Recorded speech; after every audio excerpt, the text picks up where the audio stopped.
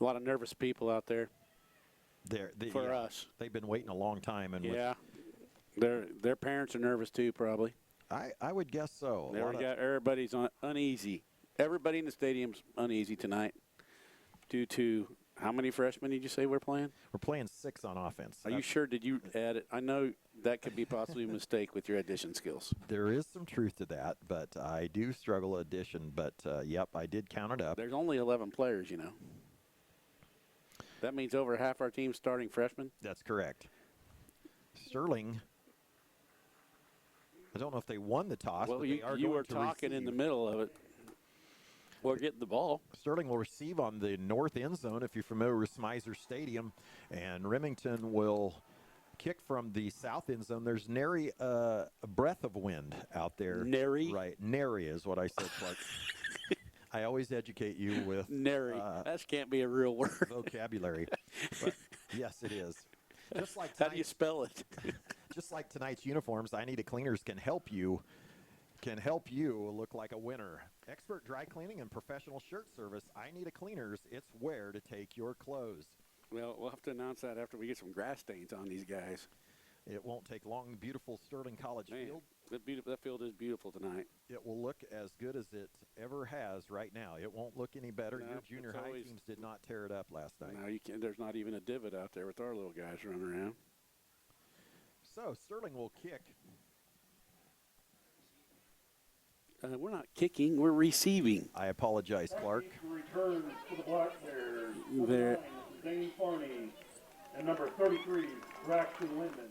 Well, we're not backing up too terrible far. They must be onsiders. Broncos, number 11, Cole Clausen.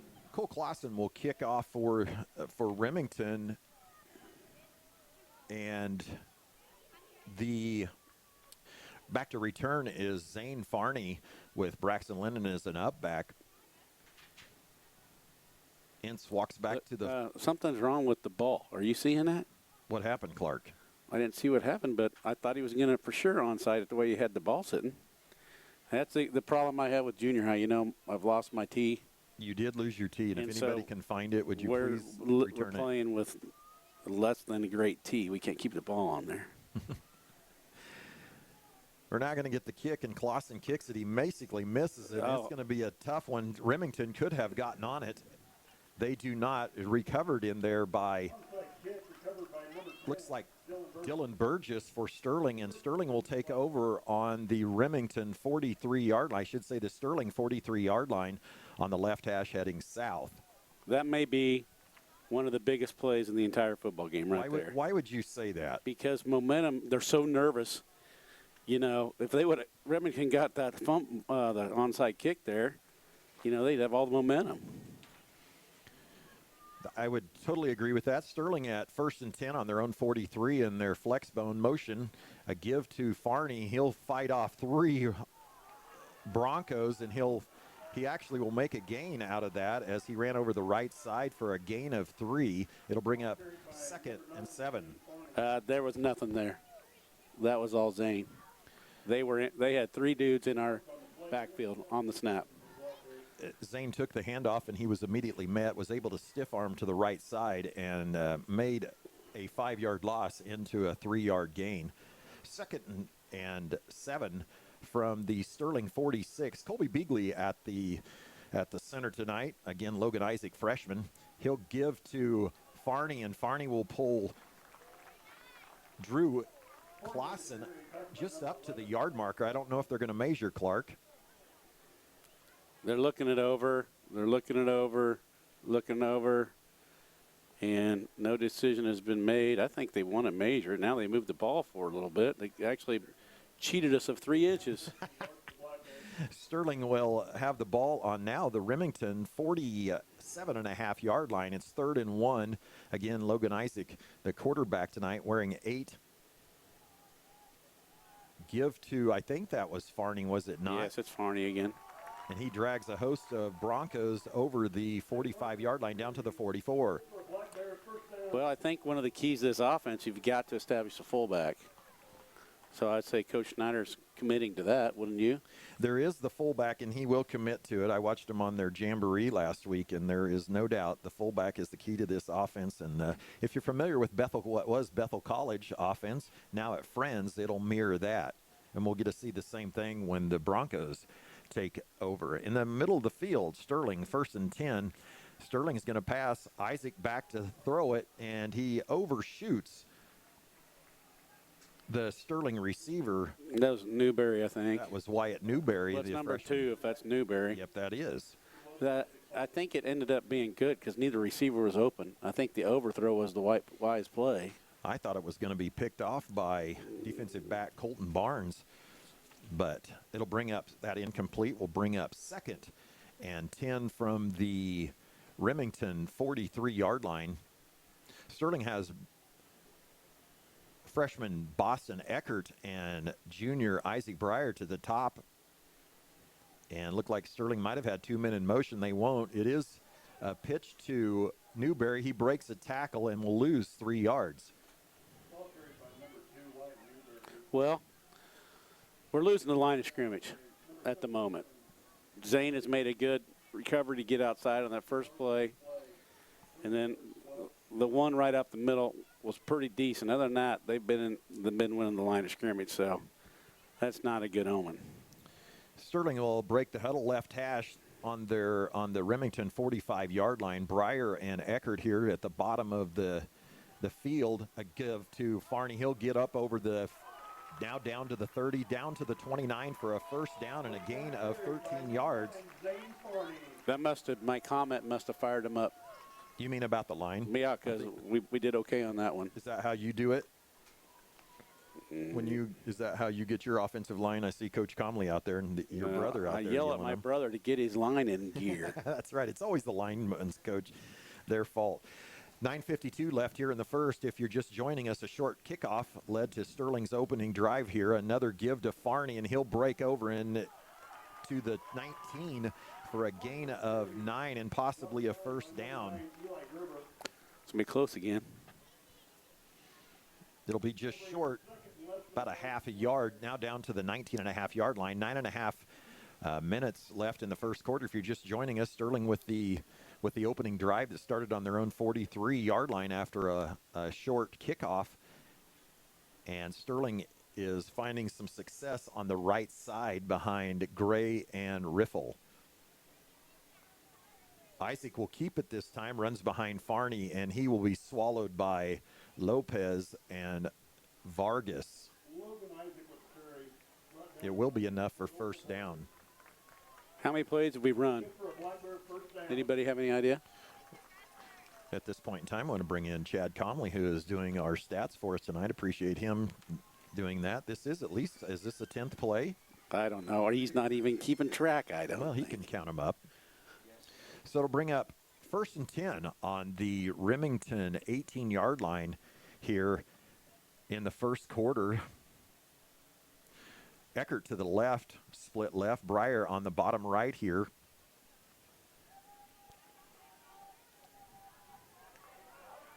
And that will be a first down.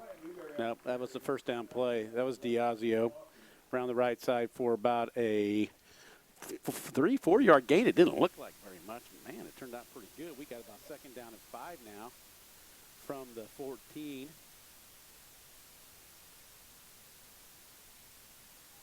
Had a few technical difficulties. Thank you all for helping us out as we get into this joint venture. These simulcasts do take a fair amount of work, and the Shark is over here sweating.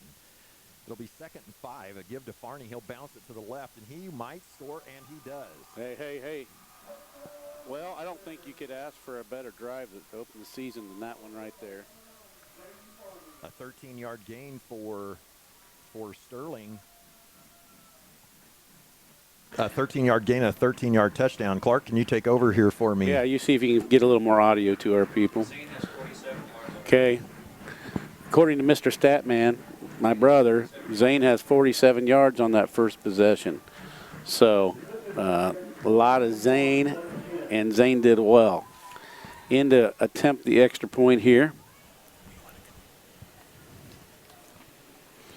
Who's kicking, Clark? I don't know. I don't see who number one looks like. Blake Jack Smith. I think it's Blake Smith. Blake Smith. Okay. Blake All right. Smith. Wyatt Newberry Ooh, it with the looks hold. good. Beautiful kick. Good snap by Braxton Linden, and at 7:55 left here in the first quarter at Sterling. Sterling leads 7-0.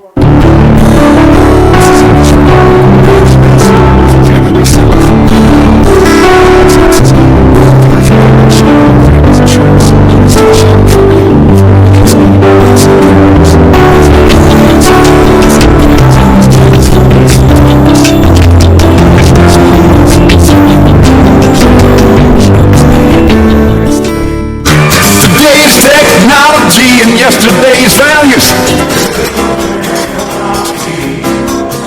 helping maximize crops and growing that livestock.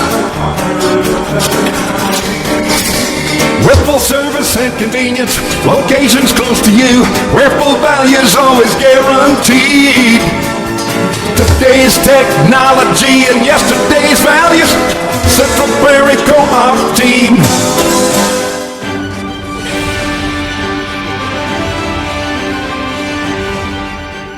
Welcome back to Sterling and the Allen Samuels High School broadcast booth. This is high school coverage on @AstraRadio.com.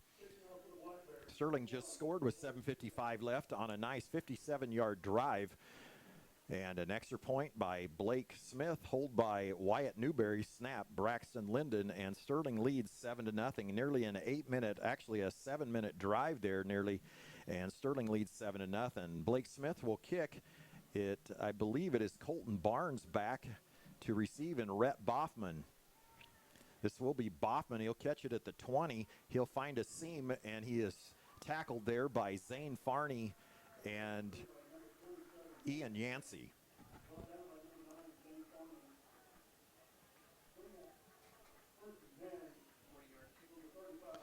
So with 7:49 left in the first quarter here, we will see Remington with their first opportunity to have the football. Apologize for the delay here, and you're not hearing the Shark right now as we're trying to figure out some of these details that we're unfamiliar with, so thanks for being patient.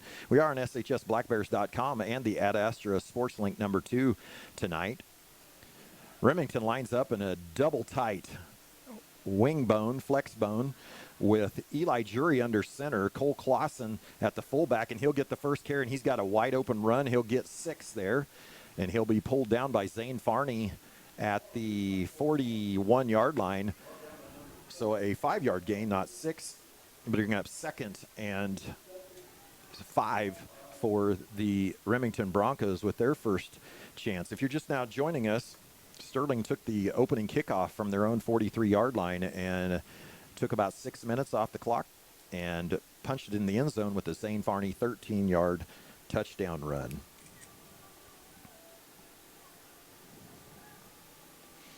Again, double tight. Flexbone. Jury will drop the snap, and he'll just get leveled there by Braxton Linden, Gabe Riffle, and Carson Gray, the 2 interior tackles, and middle linebacker Braxton Linden. You can't drop the snap. It messes everything up.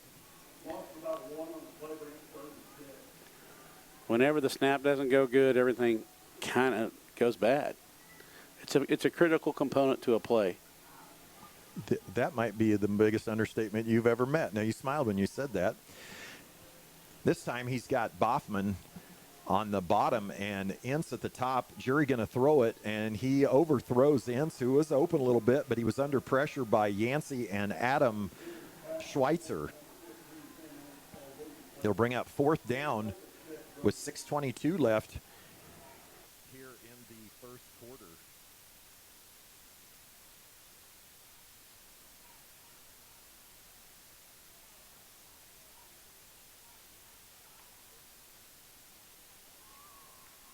I'm going to take over for Brian for a second. They're going to punt. Deep for Sterling is Breyer. It looks like Newberry. Snap is up. Shortest punt. Signal for Encott by Wyatt Newberry. caught there at the 30-yard line. So Sterling will take over at the 30-yard line. That'll bring up first.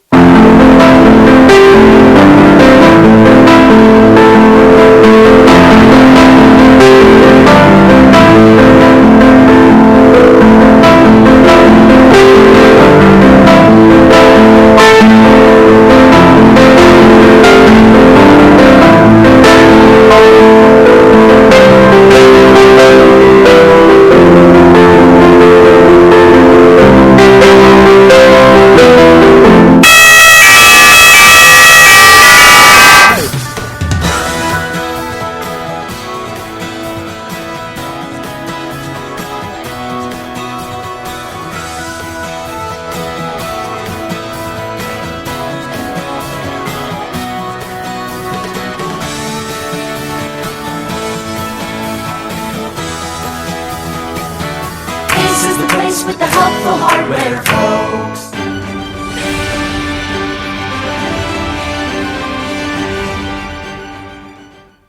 Well, sorry about that. I pushed the commercial too long. Learn not to do that again. That was my first one during a punt. I'm not going to do that again. Sterling at the 45-yard line. Heavy dose of Zane Farney over and over again, and they have not been able to stop him. Now they, the line of Sterling seems to be kind of taking over and dominating what Remington early on seemed to have an advantage. Should be second down and 5 for the Black Bears.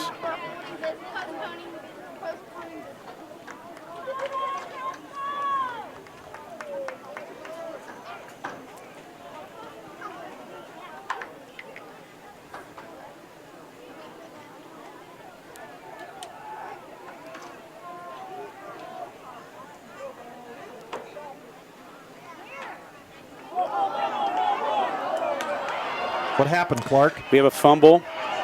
Fumble by on the exchange, picked up by Remington in a huge play early in this football game. The Sterling seemed to be somewhat unstoppable, but have now stopped themselves. Remington couldn't do much with their first possession, but they are going to have drastically different field position as they come with their second possession of the football game, being at the 27-yard line. Seemed to be some kind of a miscommunication there between the quarterback and the back, and the ball just was laid on the ground. It didn't seem like Remington did anything great on defense. Sterling kind of fortunate that the guy that picked it up couldn't get all the way to the end zone. So Remington back in business. Pass down the middle, wide open, and he scores. So in just a flash, Remington has turned it right back into potentially a tie game. In 2 plays, less than probably 20 seconds, we go from Sterling dominating the game to a potential tie here, as Remington will set up, looks like probably for a 2-point conversion, as the quarterback is getting a play from the sideline. So Remington potentially could take the lead on this conversion here. Wide open on the pass play. No one within about 15 yards probably. Under center. And all sorts of stuff going on. I think it's going to be on Remington. Nope, they're calling it onside on Sterling. And people were moving all over, so those are one of those calls that could go either way. Kind of depends on what you see first. Of course, we're looking at it through black bear eyes, and we probably I kind of thought the offense went, but nevertheless, half the distance to the goal for Remington.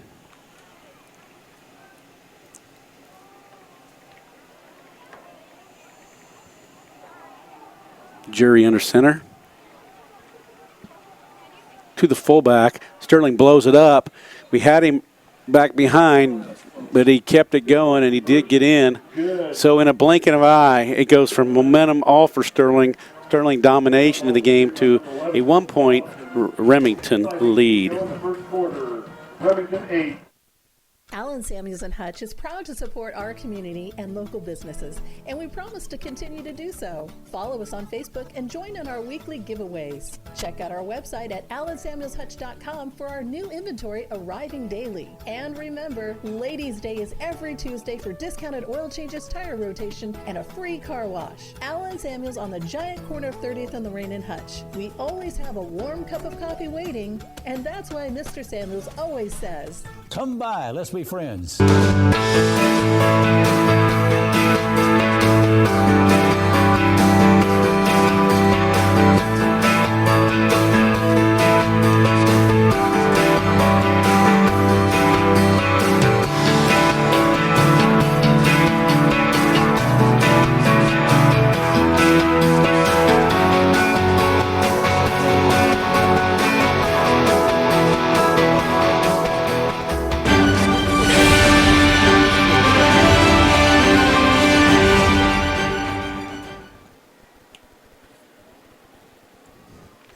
Okay, so Remington will come out and tee it up here with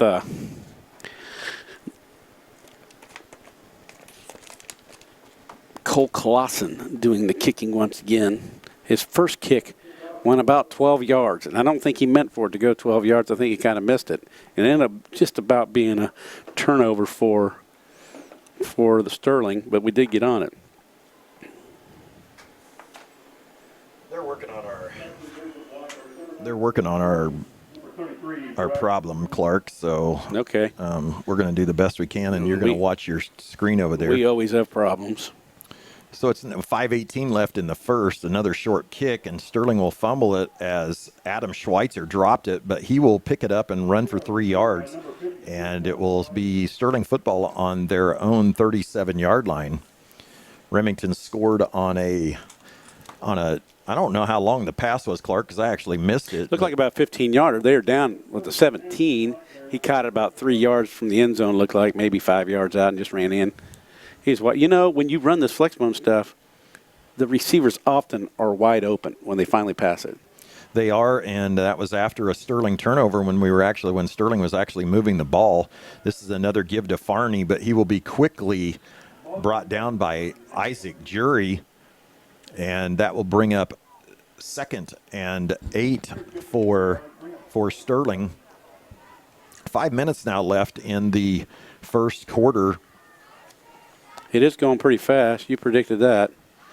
Well, it's no surprise, but Sterling with that turnover there, and big plays happen a lot of times after turnovers. Sterling in their flex bone. Newberry in motion. He'll come back this way. This is a pitch to Jaden Diasio, and he's got room to run. He's going to be at the 40, the 30. He could go all the way. Drew Clausen will try to grab him. Wow, that will be a touchdown. That's a great play by Sterling there. One of the better ones I've seen in a couple years. Got the hook of the corner, and there was nobody left. And he's got some speed. Mr. Diasio has got a little flash to him.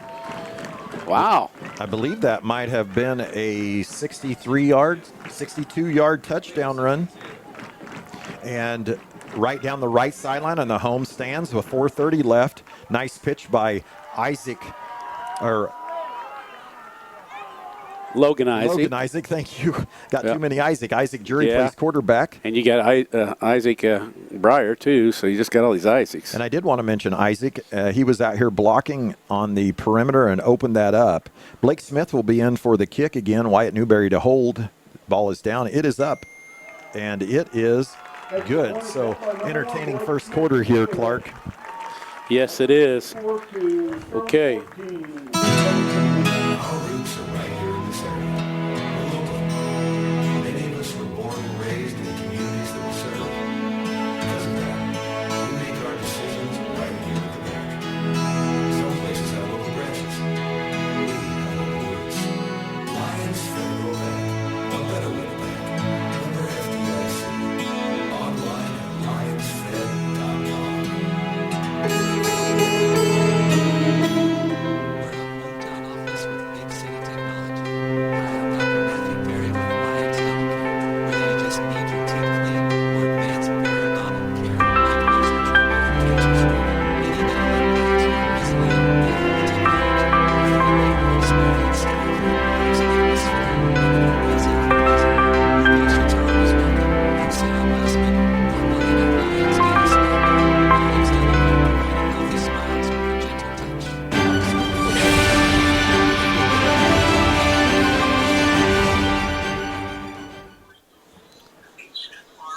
from the Allen Samuels broadcast booth. This is high school football coverage on AdAstraRadio.com. And Sterling just with a Jaden Diasio 62-yard touchdown run with 4:30 left in the first quarter. Back-to-back touchdowns here quickly. Blake Smith with the kick. This will be Colton Barnes. He finds a hole. He's got space. He's got one man to beat, and that's Blake Smith. Blake, the kicker, will drag him down at the Sterling 42-yard line. So nearly a 40-yard return for Colton Barnes, finding a hole there. And so Remington will now find themselves once again with pretty good field position on the Sterling 42.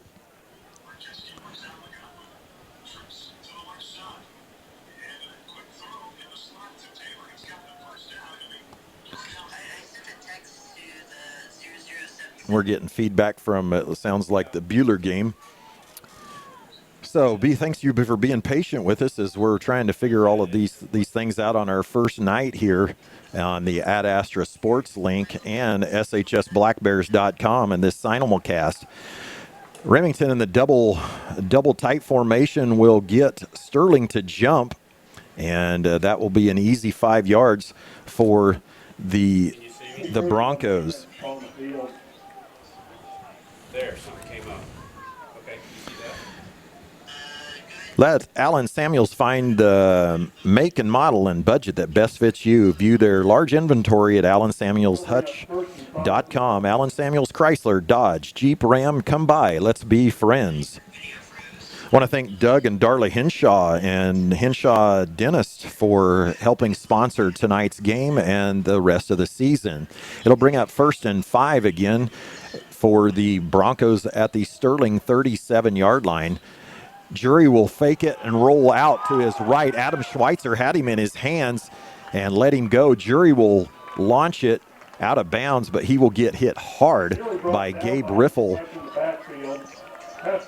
So a nice play by Jury to slip the sack by Adam Schweitzer, who was not fooled by the bootleg of Jury.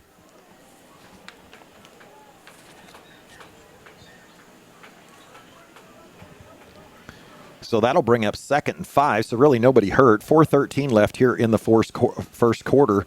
22 points being put up here by both teams. 14 for Sterling, 8 for Remington.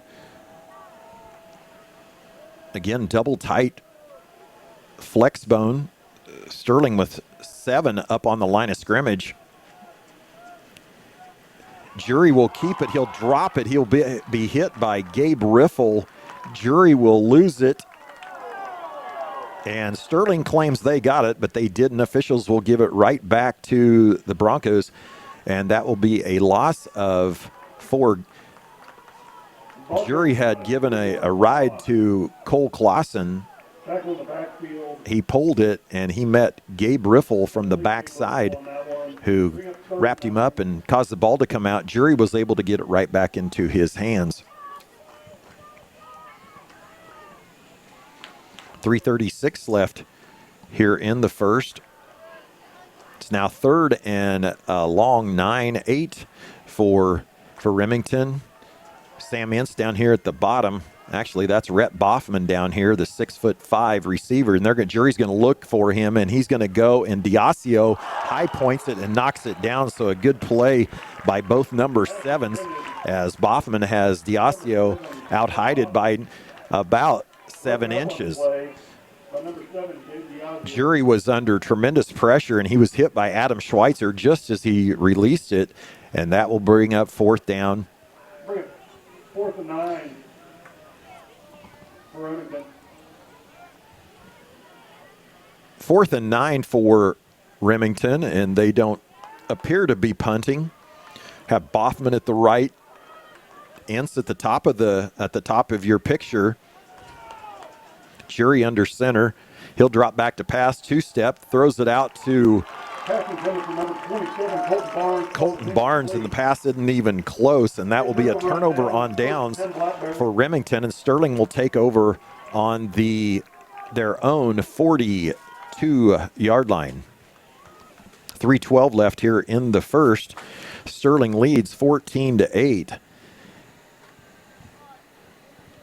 The scoreboard update is brought to you by Lions Dental Care, your friendly hometown dentist, online at lionsdentist.com, providing healthy smiles with a gentle touch. Sterling with Breyer at the bottom. A give to Farney, and he's got another hole, stiff arms. He's now over the 45, the 40, now down, and he will be brought down at the 31-yard line.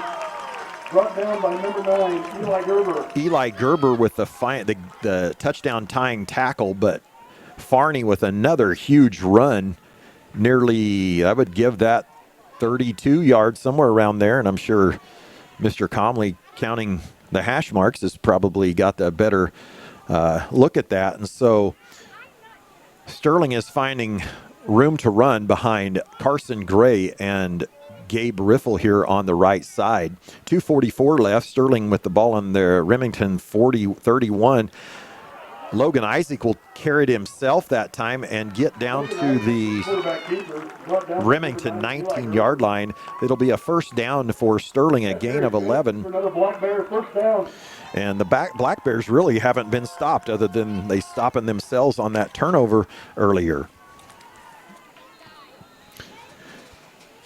And Remington will take a timeout. Timeout on the field called by Remington.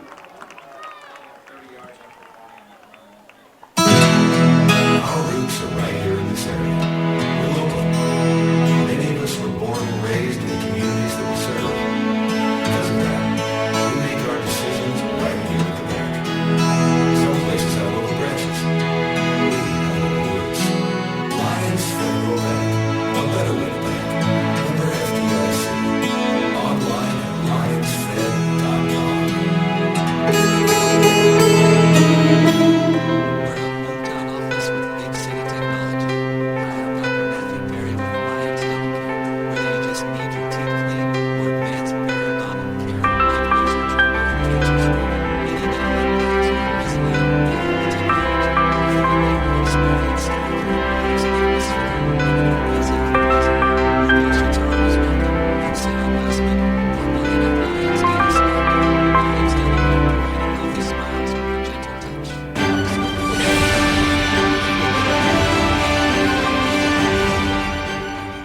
From the Allen Samuels broadcast booth, this is high school football coverage on at AstraRadio.com. And now, after the Remington timeout, 2:27 left in the first. Sterling with a first down and 10 on the right hash mark, close to the stands. Farney again over the right side, gets a nice block by Colby Beagley, and he'll walk into the end zone.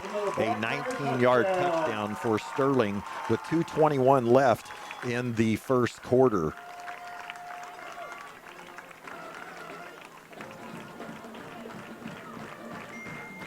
Sterling finding huge holes, running away from the two big Remington defensive linemen on the left side, finding holes on the right, and Sterling with huge chunks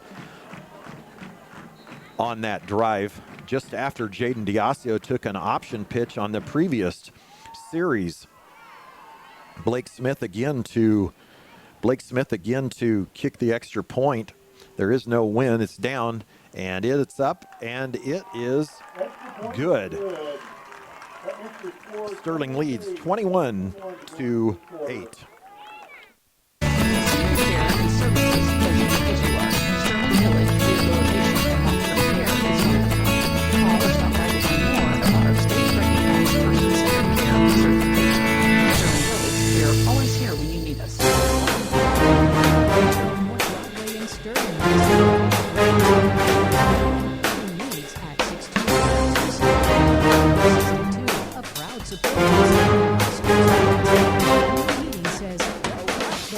I know I need life insurance, but I just haven't gotten around to it yet. Does this sound familiar? Has life insurance fallen down to the bottom of your to-do list? Regardless of what might be on your busy schedules, life can change in an instant. Having life insurance can protect your family from the what-ifs and add some peace of mind to your agenda. Contact me, Teresa Boken, your Farm Bureau Financial Services agent in Sterling at 620-278-2572 to learn more today. It's your future. Let's protect it.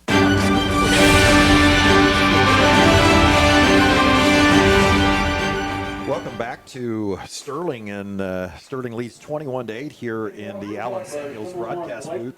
This is high school football coverage on AdAsterRadio.com. Sterling at 21-8, and Clark have a few scores here before Sterling kicks off. Well, they're about ready to kick it. I'll just wait till the next dead ball. Sounds good. Clark's back.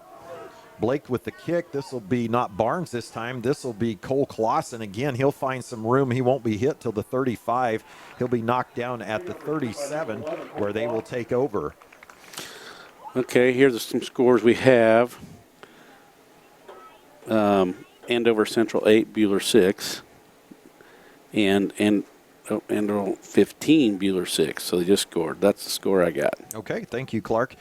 This is the still the first quarter if you're just joining us. Yeah, so much for a fast game you were talking about. A lot of action. Yeah, we're going to have a fast game tonight. Well, I didn't expect we're still in the first. Now, Jury will find himself in the shotgun, and they're kind of going to an offset eye here now, and he'll give to Clausen over the left side, and Clausen will be dragged down by Zeke Johnson, who's listed in the program at 190 pounds, but he's no more than 140. How do you know that? You're not outweighing him. I asked him this morning. I said, you weigh 190? He said, no, that's 140. That's a nice play by him. No gain there on that first down play. So Remington's switching up their offensive formations just a little bit, trying to find some creases on the outside. Sterling was seven, actually I'll say 9 men near the 3 yards of the line of scrimmage. Yeah, we are all up in there. 1:30 left, 2nd and 10. Jury in motion. They'll give it to Clausen. He'll be wrapped up by Braxton Linden, but there must have been an illegal procedure call on Remington. That'll push them back 5 yards. 1:26 left in the first. Zane Farney got Sterling on the board early with a 13-yard touchdown. Zane Farney's been doing a lot. Remington would answer after a Sterling turnover at 7:55 left in the, actually that was at 7:55, but Sam Ince would get a reception, a 17-yard reception after a Sterling turnover. Jaden Diasio would then take a 62-yard pitch from Logan Isaac for the touchdown. He looked pretty fast. He sure did, and now then. You know, one thing I was going to say about that, did you see Carson Gray running the field with him? I'll be honest, I did not, Clark. Carson Gray is fast. 6'4" young man. And now we'll have, it looked like maybe Sterling was offsides that time. Encroachment on the Blackberry. Blake Smith seeing a little bit of action right here for Adam Schweitzer. Well, he's been doing pretty good, actually. He's been on quite a bit of action. That snap count got him. First game as a freshman. That'll get the 5 yards back as it's 2nd and 10 with 1 minute even left here in the first quarter.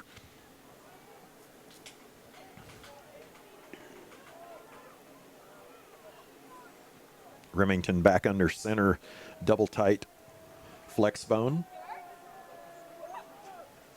The give will be to Clausen. He's running hard, and he does, and he's dragging Black Bears all over. Wow. That was an impressive run. That'll be a 14-yard carry. What a great effort by that kid. That would be Cole Clausen. What'd you like about it? Just his leg drive. He ran through a few Black Bears. Man. I thought Carson Gray had him wrapped up, but he ran through it and then ran through another linebacker before Jaden Diasio was able to help grab him and pull him to the ground. 25 seconds left. Probably time for one more play. That'll be a 1st and 10 just across the 50-yard line into the Sterling territory at the 49. Jury will take the snap, fakes it to Clausen. He'll throw this H route, what I call it, over the top to Sam Ince, who was open, but it was a little bit underthrown, and Boston Eckert, the freshman, comes out of nowhere and knocks it down. The long arm of the, I guess I can't say law. What can I say? We need some kind of a Boston Eckert thing. Yeah, Ince was lined up at tight end, and he just threw it a little late. He did. Well, I don't know if he could throw it much faster. He threw it pretty much right away, but Austin just made it. It was a good pass. He just made up the ground while the ball was in the air. You know, he was beat. He was beat, and it's easy for those corners to get looking in the back. I know. Like you say, they're always wide open in this flex bone stuff. 2nd and 10, 8 seconds left here in the opening quarter, and Jury under center again. Barnes in motion, gives to Clausen. Actually, Jury kept it behind Clausen, and he'll get a gain of 3 yards, and that will be the end of the first quarter. Sterling Blackbear 21, Remington Broncos 8. This is Lucas for all the insurance. With a family myself, I know how important medical expenses are. If you are thinking about shopping your family's insurance, let us do the shopping for you with our newly expanded markets and carriers. With the independent agency, we've served families across Kansas for the past 50 years. Check out earlyinsurance.biz, see me inquirer, or stop by Early Insurance and get your alliance today. Today's technology and yesterday's values, helping maximize crops and growing that livestock. Ripple service and convenience, locations close to you, Ripple values always guaranteed. Today's technology and yesterday's values, Central Prairie Co-op team.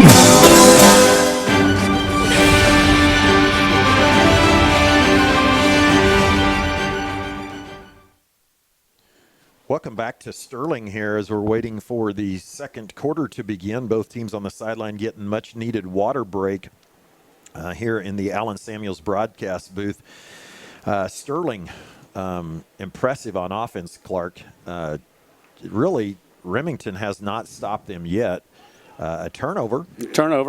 And that turnover led to the Remington touchdown. Stream tonight's game on your phone with the Ad Astra radio app, as I mentioned earlier, powered by Nextech Wireless. Shop the latest phones and devices at the best prices. Nextech Wireless, we are Kansas. It's third and 7 for Remington as they now turn to go south, 21-8 Sterling. Jury under center. He'll drop back, two-step drop, finds Ince. He underthrows it. Ince with a nice catch. Boston Eckert will just push him out of bounds with help from Zane Farney. It'll be a first down, though, a gain of 8. Best play for them in a long time. Well, besides that really strong run, best play for them in a long time. They've had 2 or 3 big plays. The rest of the time they've been getting stopped. But this is by far their best drive of the game. Absolutely. And, Coach McKee, he ran this offense at Halstead in high school, and it was just unbelievably hard to beat. I agree. I've always hated defending this offense. I would agree. And then he ran it over at Tabor and had a great career over there. Jury under center, 11:53 left in the second. A give to Clausen. He's met immediately by Braxton Linden and Ian Yancey, the 2 seniors. He still gets a yard out of it. The leg drive didn't help him there. He was hit pretty hard. The sophomore helped that one or felt that one. Carson Gray checks out as Gabe Riffle checks back in. Coach Andy Ball getting a rotation of his defensive linemen. Ian Yancey playing on the defensive line along with Colby Beagley, Adam Schweitzer, Gabe Riffle, and defensive end, and 140 pounds, Zeke Johnson. It'll be 2nd and 8. He's got Boffman at the top of the screen. Boffman runs off, and he will get on a comeback, a 10-yard gain. He was wide open, but it could have been worse. There's a nice tackle out there. Without that tackle, if he had any wheels, he's probably gone. Jaden Diasio with the tackle. Jaden was bailing, so he had a lot of room there. So really a one-step drop, and they're throwing it. Boffman at 6'5", and he had no problem grabbing that one. And Jaden, who not quite that big, they are going head-to-head tonight, and he made a nice tackle. Look for the tight end here, Clark. First down, 10:45 left in the second. Jury under center. Barnes, a fake to Clausen. He's looking for the tight end. He's got triple coverage, and a nice pick by Boston Eckert at the 1-yard line. Just stole it out of the air. He'll get out, and he needs to get down, and that could be a late hit. Wow, what an interception. That was impressive. I was surprised he threw it. Because I thought he wasn't open. And then I thought, he's going to catch it for a touchdown. I thought it was going to get through. And then the long arms. We got to come up with something. Boston Eckert. Because that's 2 long arm plays. Wow. The long arms of Boston Eckert pick him off at the goal line. Touchdown saving pick. Boston with a 41-yard interception return as he picked it off the first and turned and got some really nice blocked by his defenders turn offensive blockers, and Sterling will take over on their own 32-yard line with Carson Gray at center. Gabe Riffle, I should say Colby Beagley at center, and I don't think Colby snapped it. Something not right there. We're still celebrating the pick. Yes.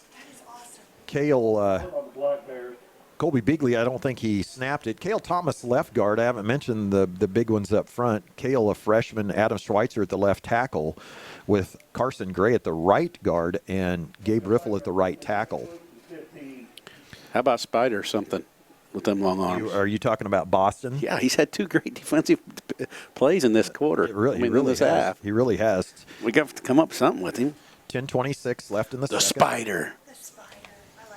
Got a little ring to it. He's Daddy Longlegs. Sterling with twins to the top.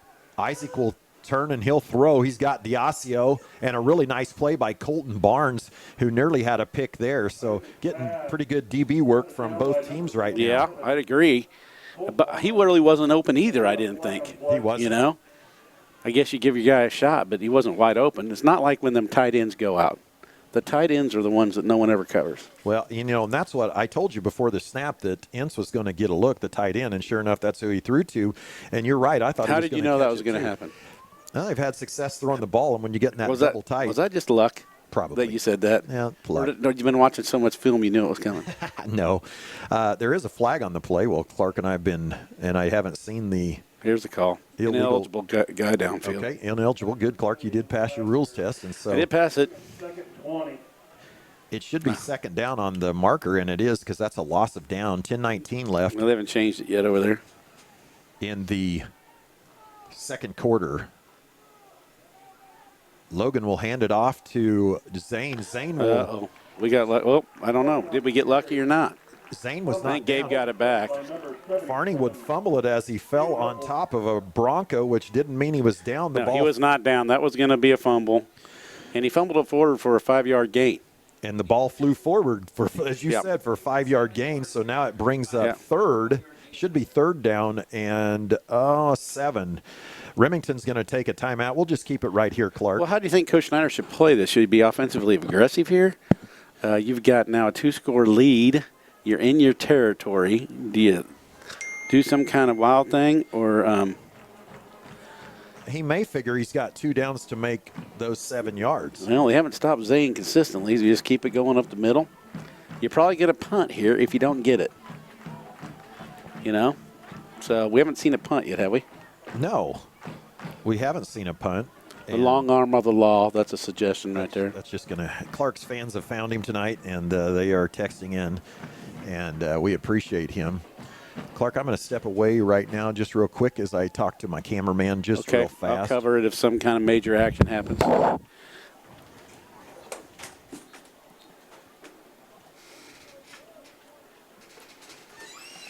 21-8, 10:01 in the second quarter. Sterling with the lead, Sterling with the ball. If you're watching on the video, it's actually third down. They got the marker at 2, but it's a third down play here. Isaac under center. It's pitched. It's pitched to Wyatt Newberry on the edge. He has the first down, and he's out of bounds. So a very successful third down play. As about an extra 5 yards for the first down was picked up. Ball moved clear down to the 47-yard line. And Sterling with a 1st and 10. A well-executed run around the left side by Wyatt Newberry. And he got a nice block for it to help for that first down by Jaden Diasio, the split end out here. You love to talk about that. What are you like in love with the outside guys? You know, I've noticed about your teams. Your teams are very successful because the receivers block on the outside when they get around that corner, and without them, and plus it's hard to tackle an open field, but a really nice block by Jaden as he sealed the corner. Sterling spread this time. It'll be a give to Farney. He's hit. He'll twist, and he'll be brought down by Caden Mersman, but not before a gain of 4 yards, 5 yards. It'll bring up, I take that back, 2nd and 6 now, 9:37 left in the second. I got another score in. Okay. Trinity Catholic 10 and Sedgwick 6. Ooh, that's big. I don't know where they're at in the game, but that's the score. Well, you know, Sedgwick lost a number of players, especially They their lost that good quarterback, didn't they? And I think they have 3 of the receivers here at Sterling College. I pretty much memorized that quarterback. You still don't know his name. No, but I know exactly what he looks like. Coach Schneider will take I think he didn't like something was set up there. He did not. He'll take a timeout with 9:05 left. Trinity, I had forgotten, they returned 10 starters from from last year's team that was pretty good, that beat us soundly. And so our district that sets up, Clark, is quite tough. Are they in our district? They are. And this game is an out-of-district game, as is next week at Marion. But Sterling, the district consists of Inman, which we'll host here in 2 weeks for homecoming. Then we'll travel to Medicine Lodge, another district game. The rest of these are district games. We will host Conway Springs. Are you serious? We play Conway Springs? Conway Springs. Why are we playing Conway Springs? They're in our district, and they're 1A now. They're not 1A. 1A is now 40 teams. Cation must have made a mistake on that. In fact, Conway Springs is at 109 students in the top lower three grades, and What are Sterling we? with a 103. Oh, Remington with a 111. And now out of the timeout, Sterling on the Remington 48, 2nd and 6, give to Farney, and he's hit hard, and he will fumble. Merceman will cause the fumble, and I think Ince picked it up. I think maybe they got it. At least this ref over here pointed it that way. Yeah, it's a first down. Well, you can't say very many things have gone wrong, but we have had 2 fumbles. 2 fumbles. Yeah. So 2 negatives there. At least they didn't pick this one up and run with it. Actually, I gave I didn't. It wasn't Caden Merceman. That was Lucas Shockley with a nice tackle there. He's had the last a big 2. hit. Forced the fumble, and I believe Sam Ince, actually Cole Clausen might have come up with the football. Okay. So with 9:01 left, Remington gets a chance again here, and now at their own 47-yard line. They have Boffman at the top of the screen, still in their flex bone. Barnes will get a jet sweep, and he's got room. A nice block by Boffman. Diasio can't tackle him. Isaac Breyer will run him down from behind, but not before he gets down to the 18-yard line. Wow, what a beautiful executed play by Remington there. And it was just a matter of who was faster there. We had the angle. That's how we got him. Wide open, but okay, you probably got to give a credit to the Remington blockers on that. You know how you're talking about all the time? Well, you saw Boffman on the corner. The guy out there just sealed it for him and created that massive gap. And that's a play that we haven't seen. A little jet sweep across the formation. Barnes with a huge gain now. 1st and 10, Remington on the Sterling 19-yard line. Jerry will go back to pass. He's going to throw it to Boffman. Diasio falls down, knocks Boffman down, and Boffman will drop it. He had it in his hands in the end zone, but he'll fall down. And Jaden Diasio gets up a little bit slow. I think that was a good no call, but there was a ton of contact. It seemed to be accidental. And the guy had it in his hands. He couldn't have made the play. Yeah, Boffman had it. He had it in his hands. Jerry threw a nice ball there. But I was figured there might be a flag, to be honest. Remington now back in their double tight with Boffman at tight end, as well as Sam Ince. Barnes in motion, give to Clausen. He tries to bounce it back, and he'll get smashed, but he'll fall forward for 3 yards. So a nice carry by Clausen. Okay, so talk to me about that play there. He didn't try to go in the A gap, it didn't look like to me.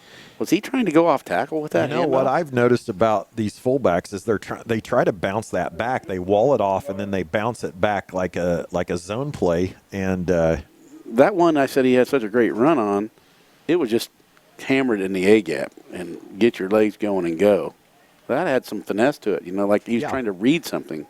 I believe he reversed open there. The quarterback Jury did to give it to Clausen, and now back Jury in a pistol offset with Barnes to his left, Clausen, and there'll be a fumbled snap. I'm not so sure that the center realized he was in pistol at that point and snapped it short. Come on. How can you not know if he's in pistol? What are you thinking? I don't know. Did he have his hands, behind him? I don't know, Clark. Well, All I know- He would know if he didn't have hands So there. we'll say it got stuck in the grass, and that brings up 4th down as now it's 4th and 10, 7:21 left in the second quarter here. Sterling up 21-8.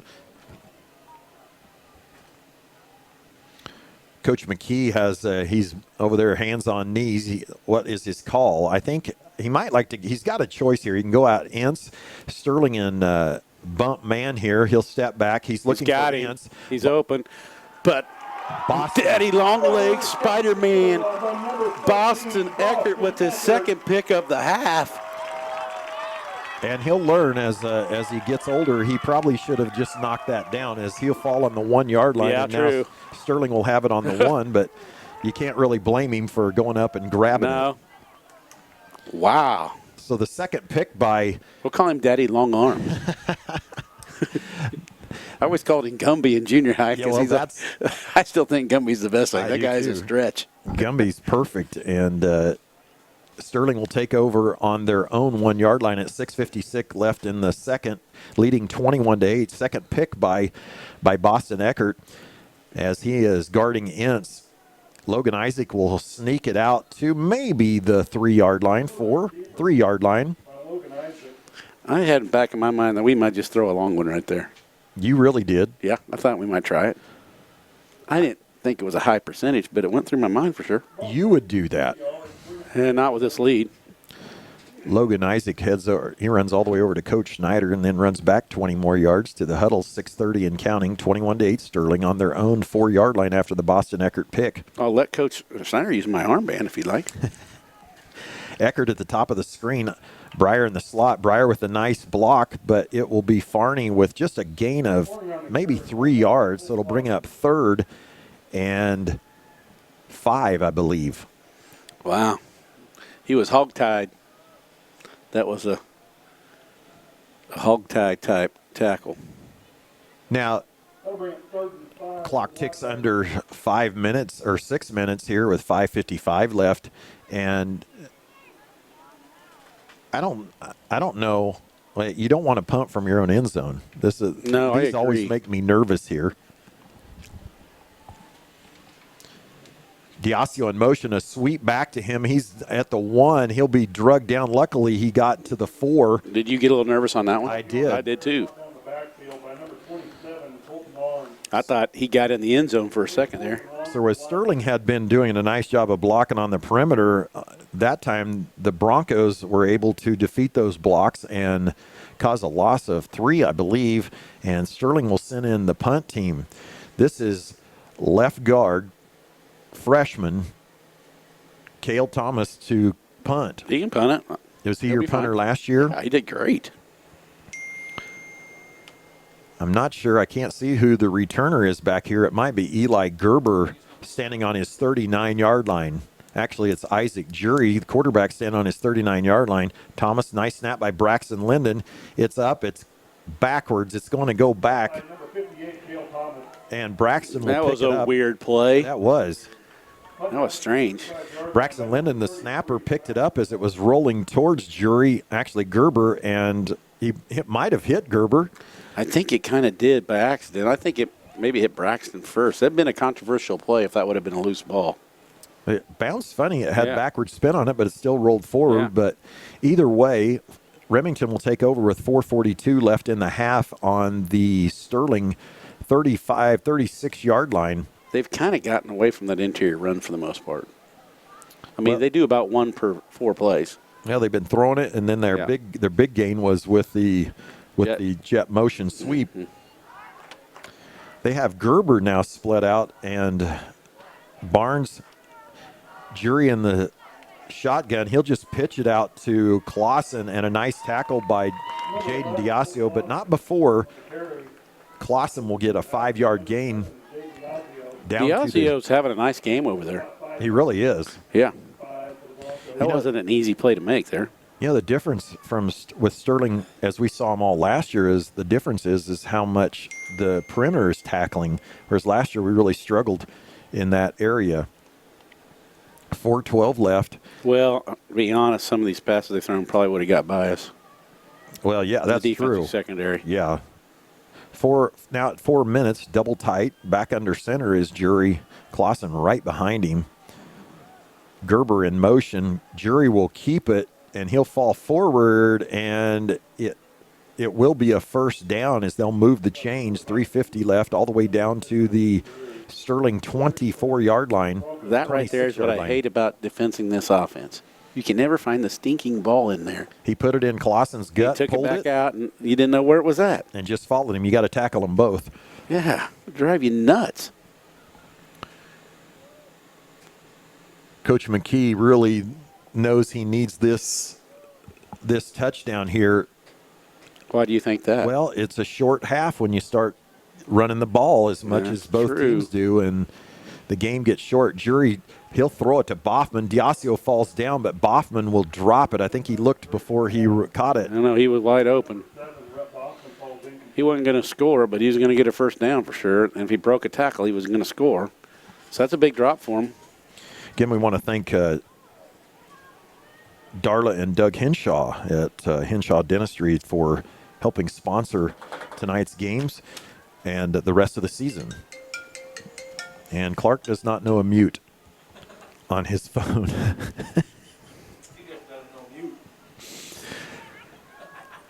Double tight, 2nd and 10 from the Sterling 27-yard line. Jury in motion. They'll pitch it out to Clausen. He's got room to run. Diasio will grab him and push him out at the 7-yard line. So a 12-yard gain down to the 7-yard line. Clausen with a nice carry, just a quick little pitch out there. And there'll be 3:18 left in the half. And Remington knocking once again. Somebody's knocking at the door. You know that song? I do. Well, you can sing it at one of our breaks. No, I ain't doing that. Ince down here at the bottom, spread out. Boffman at the top. Jury under center. Barnes opens to his left and gives it to Clausen down to the 6-yard line. It'll be 2nd, and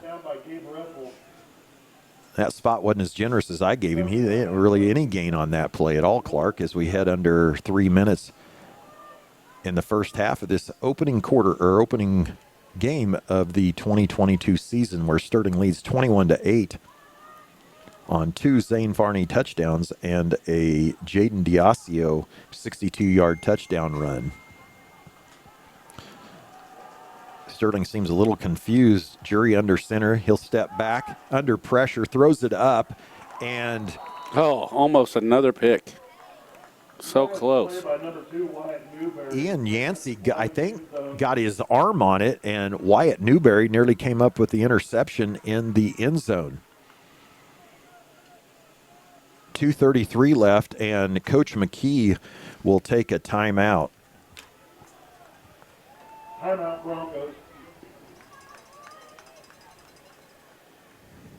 And we will too here on at Astra Sports Link 2 and SHSBlackBears.com and Black Bear Broadcasting. This is country music singer-songwriter Nicole Gallier to tell you about my hometown, Sterling, Kansas. There's wonderful things happening in Sterling, and we would like your family to join us. Consider moving your family to our safe, rural community where we currently have brand new spec homes and apartments with 3-bedroom duplexes coming very soon. Now is your chance to enroll your children in our award-winning school district. Soon we will be even closer to the metro due to the new highway.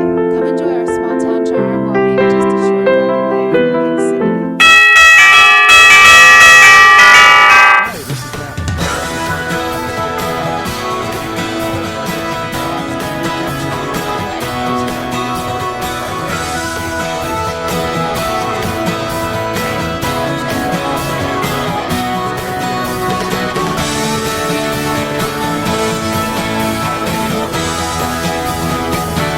This is the place with the helpful hardware, folks.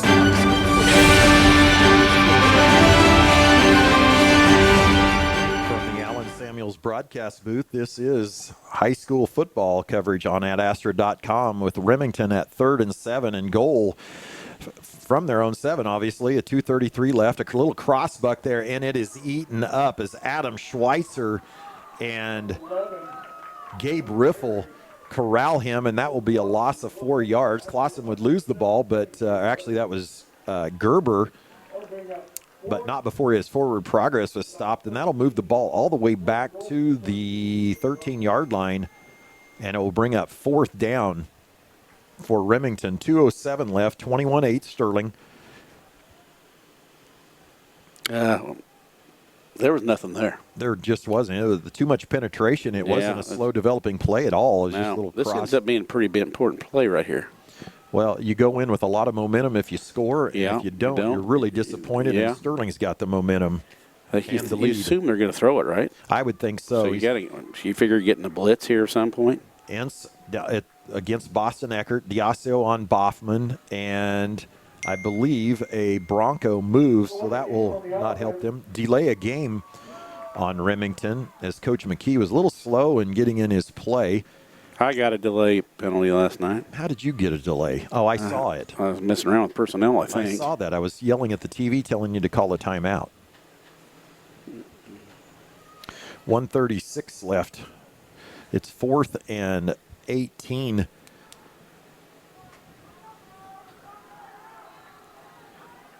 Now back to their double tight. Look for Colton Barnes to slip up the middle here. Actually, he won't. It'll be Jury. Jury will boot out of that and will immediately be corralled and sacked by Gabe Riffle. Yeah. Gabe just dominated that whole side right there. So unfortunately for Remington, they started the drive on the Sterling 7, and it will end at the Sterling 27-yard line. So 21 yards of loss there on that last possession. With 1:32 left in the half, Sterling again leads 21-8, and they will take over. It'll be interesting to see what Coach Schneider, will he be aggressive here, or will he feel good about being up 21-8?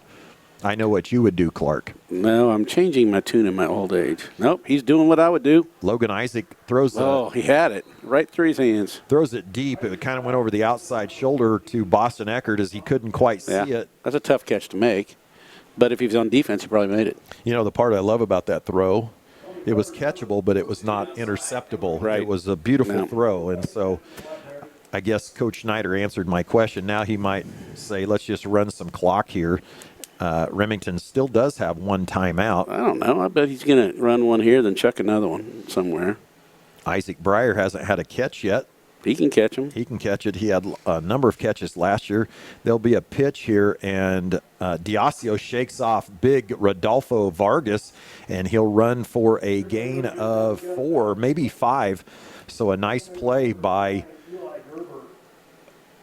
Jaden Diasio. Coming up on 1 minute remaining. It'll be third and 5. Boston Eckert at the bottom. Isaac Breyer at the top. Corners are playing way off. Isaac throws it deep, and it hits Boston in the arms. Nice coverage there. Yeah, he really wasn't open. Pretty nice pass again. Two nice passes. Josh Ulbrich with a nice play. He's done a good job on Boston. I needed to call his name out here at corner. Yeah, he has done a nice job. That will bring up 4th down. So a little surprised that Coach Schneider would throw that on 4th down, which stopped the clock on the incomplete. Sterling will punt for the second time. I believe Eli Gerber is back. Again, Cale Thomas, freshman, left guard punting. You don't often see left guards punt. No, true. He'll get going on it. Isaac Breyer, his personal protector. Braxton Lennon, his snapper, and he'll get no pressure. There's a good one. Nice kick. It'll be end over end. And it is a nice punt by Cale, and Braxton Linden will down it at the Remington 21-yard line with 48 seconds left. Remington will take over. Another chance to put something on the board here.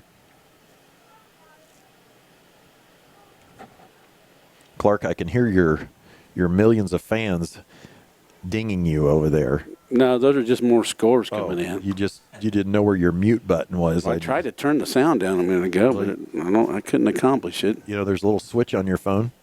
Really? I thought it was the side buttons. Yeah. No, there's a switch that silences your phone. Well, I don't want to silence it. I won't be able to tell when anything comes in. It will buzz. I can't hear it buzzing. I got these earphones on. Well, despite that, Jury's back to pass. He'll roll right, avoids 2, breaks 3 tackles before Zeke Johnson slows him down. Then Isaac Breyer and Zane Farney clean him up. After all that, a gain of 2.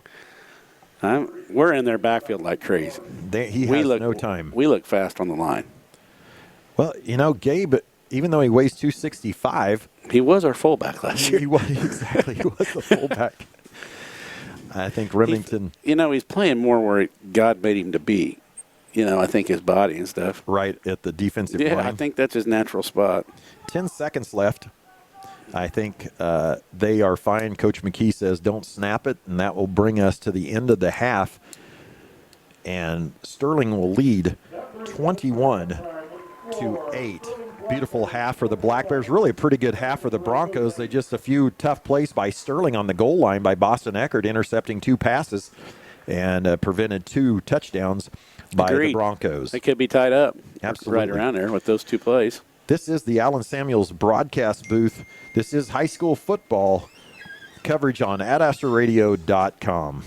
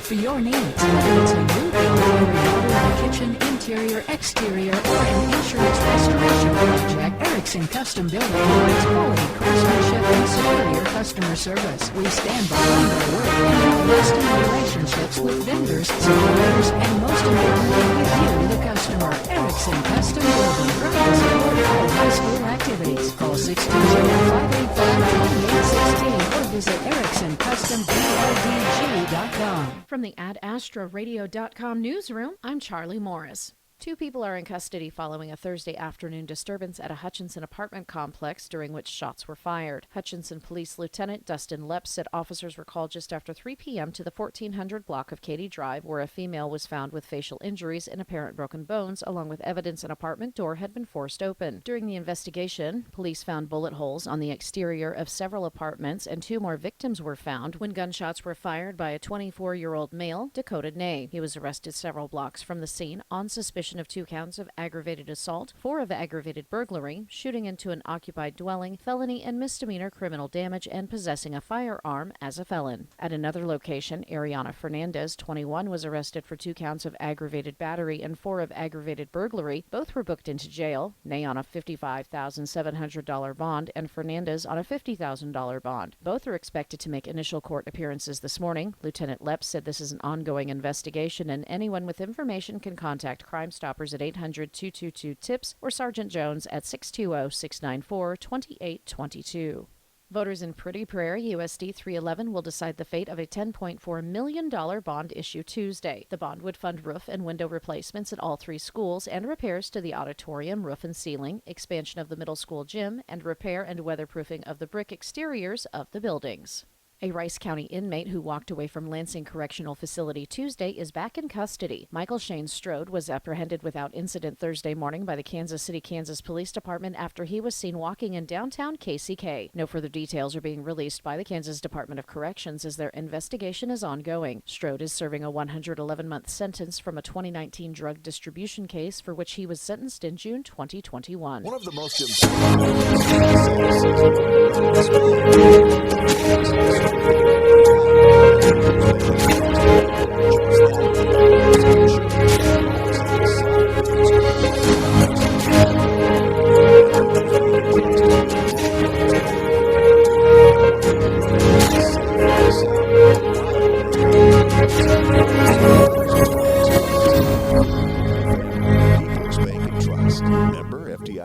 Your future awaits at Sterling College. With over 90 programs of study, including online and graduate programs, Sterling College offers the training you need at the convenience you want.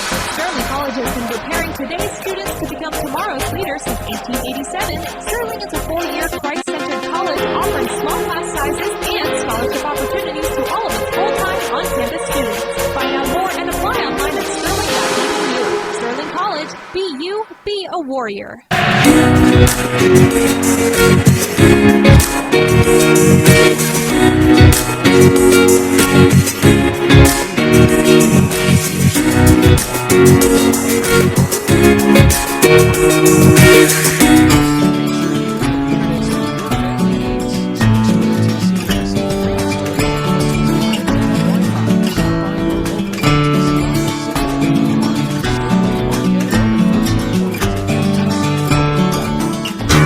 Today's technology and yesterday's values,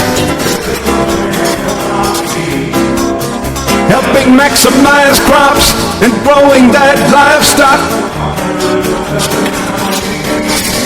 Ripple service and convenience, locations close to you. Ripple values always guaranteed. Today's technology and yesterday's values. Central Prairie Co-op Team.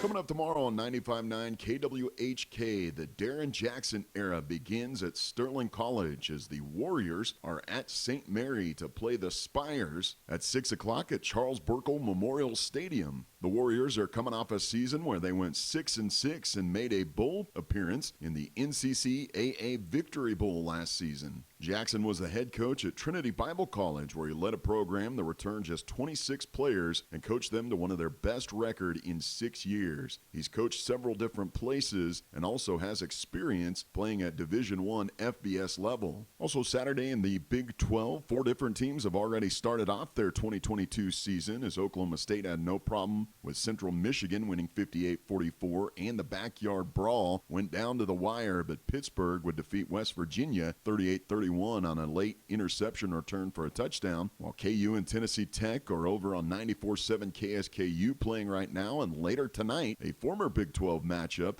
as the Colorado Buffaloes will host the TCU Horned Frogs. Saturday, 6 different games will be played in the Big 12, including the Kansas State Wildcats, as they'll host the South Dakota Coyotes out of the FCS division at 6 o'clock at Bill Snyder Family Stadium. The Wildcats have a lot of excitement heading into this season as they bring in transfer quarterback from Nebraska, Adrian Martinez, to go under center, and they'll look to their returning consensus All-American Deuce Vaughn to be one of the most electric players on the field. The rest of the Big 12 schedule has Southeast Missouri State at Iowa State at 1 o'clock. UTEP plays at number 9 Oklahoma at 2:30 as Brent Venables takes over as head coach of Oklahoma. Albany is at Baylor, the defending Big 12 champs. Missouri State plays at Texas Tech, and University of Louisiana Monroe plays at Texas. Also on 98.9 KMCP at 4:30, you can hear the Kansas City Royals playing at Detroit in Game 2 of that series as Jonathan Heasley will take the mound for the Royals. That's a look at your halftime sports. Let's get you back out to your high school football games.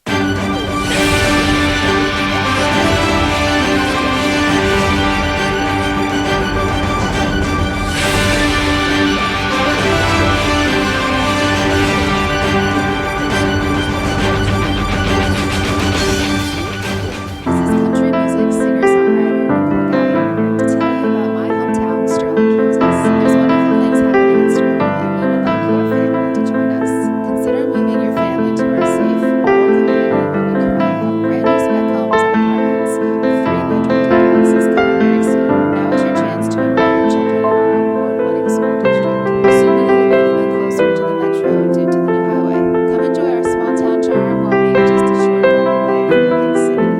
Allen Samuels and Hutch is proud to support our community and local businesses, and we promise to continue to do so. Follow us on Facebook and join in our weekly giveaways. Check out our website at allensamuelshutch.com for our new inventory arriving daily. And remember, Ladies' Day is every Tuesday for discounted oil changes, tire rotation, and a free car wash. Allen Samuels on the giant corner of 30th and Lorraine in Hutch. We always have a warm cup of coffee waiting, and that's why Mr. Samuels always says, Come by, let's be friends.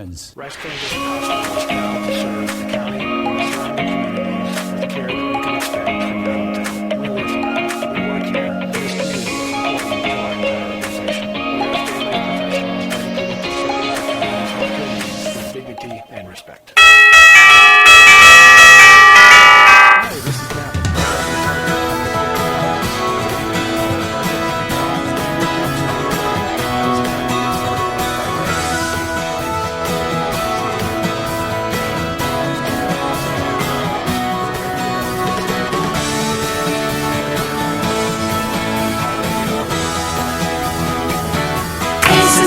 With the helpful hardware, folks.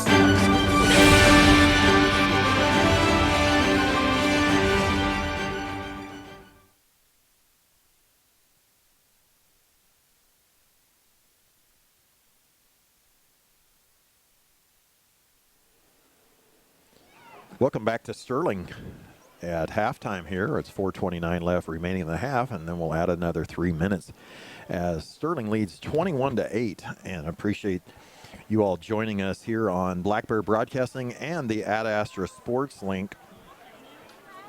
Give you a few halftime stats as Sterling leads 21-8. Sterling would get the scoring underway with 7:55 in the first as Zane Farney with a 13-yard touchdown run. Remington would return the favor after a turnover by Sterling. Sam Ince with a 17-yard reception from Isaac Jury. And then with 4:30 left in the first, Jaden Diasio with a 62-yard touchdown run. And then Zane Farney would run in from 19 yards and give Sterling the lead at 21-8, with Blake Smith making all 3 extra points. For Sterling, Logan Isaac has 3 carries for 13 yards. Zane Farney with 12 already carries and 125 yards. Wyatt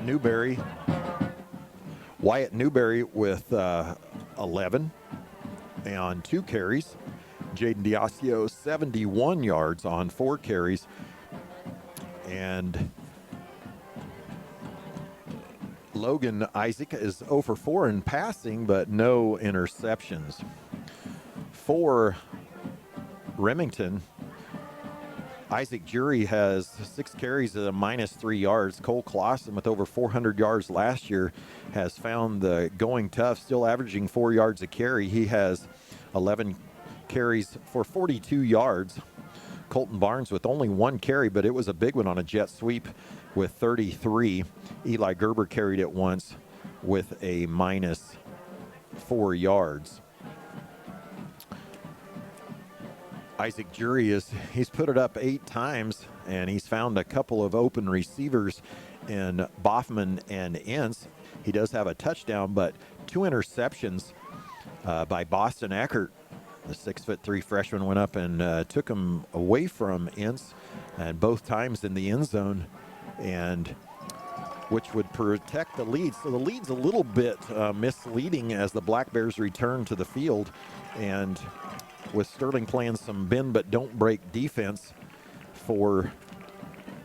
in that first half.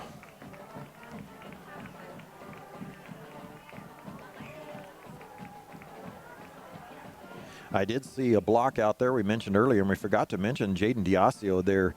He sprung and I would say probably him and Isaac Breyer will give them the block of the game so far, the H&R block. Just like a great block on the field, the pros at H&R Block provide the help you need and the biggest possible refund. Find the tax prep option for you at H&R Block in Hutchison, Lyons, and Ellsworth. And again, we want to thank Dr. Doug Hinshaw and Darla for helping sponsor these games, as we'll be on the radio and the Ad Astra Sports Link #2 app all year for Black Bear football as well as varsity basketball for both boys and girls teams. From the Allen Samuels broadcast booth, this is high school coverage on AdAstraRadio.com. Well, Clark, do you have any first half thoughts? He's busy over here. He's still, and I'm very proud of the Shark. He handled a technical difficulty, and he did it all by himself, actually, and which is quite amazing. And I sincerely appreciate his ability to solve that for me. I did it with the main help of the guy at the radio station. Heath Schroeder helped you out, but is that who it was? Yeah, it's not easy to do that from across the way. No, and you I know, wouldn't have a clue what to do. Well, no, we didn't have a clue, but you did. That's normal. No clue in this booth. Well, if they haven't figured out that yet, they will. And we do apologize for the audio issues. This is a new soundboard that we're using, and so this is. We've never done any of this stuff. This has been a wild ride up here. Let's be honest. We just go up here and talk, and now they expect us to, two wild stallions. trying to push all sorts of buttons. Yeah, and then, buttons and us, that's not a good thing. Again, Sterling leads 21-8. You want to do some score? Sure, let's do the score stuff. Updating. Let's do that. Let me do this. This scoreboard update brought to you by Lions Dental Care, your friendly hometown dentist, online at lionsdentist.com, providing healthy smiles with a gentle touch. What do you see over there, Clark? I see Andover Central 23, Bueller 6 at halftime, and then 27-7 McPherson. I think they're playing Great Bend. They are. And Smoky Valley 14. Halstead 12 at halftime. Trinity 17, Sedgwick 6. Wow. At halftime. And then that's what I got. That's all of them. Well, I want to thank Lions Federal Bank as our halftime sponsor. And a lot of games, a lot of interesting things. But, week one can kind of be misleading. Would you agree with that sometimes? No, or I don't agree with you at all. What are you talking about? Well, I mean, a lot of times we give credit for our victories, and maybe we don't think we're as good as we thought we were when you lose. And still a second half of football here for the Sterling to figure out and Remington to figure it out too. I guess what I'm trying to say is a lot of times. What are you trying to say? I coached for a long time, and sometimes after that first loss, you feel like you may be worse than what you really are. And the first win, you maybe feel better than you really are. So isn't that like you feel kind of week to week? Well, in that first game, you don't know anything because you haven't played anybody other than yourself, and so you have no idea. And I think you're wrong. You kind of have an idea. You just don't know how it's going to go for sure. I'll trust you. You've coached a lot longer than I have. Not. We probably got exactly the equal years. Probably, but I'm not in it anymore, and you are. Yeah. And, we're about ready for the kickoff. Sterling received to start the game, so I'd assume Remington will take the football. There is no wind in the stadium. And there's not a, what did you call it? Nary a wind. Any wind. Nary a wisp of wind out there. Nary. Did you ever spell it for me? Nary. That can't be a real word. Well, Nary. That's where did you find it? You look up, spend your evenings in your chair looking in the dictionary for weird words to say on the broadcast. There's these things that have pages in them, and they have lots of words, and those are called books. And that's where I pick up that stuff. And,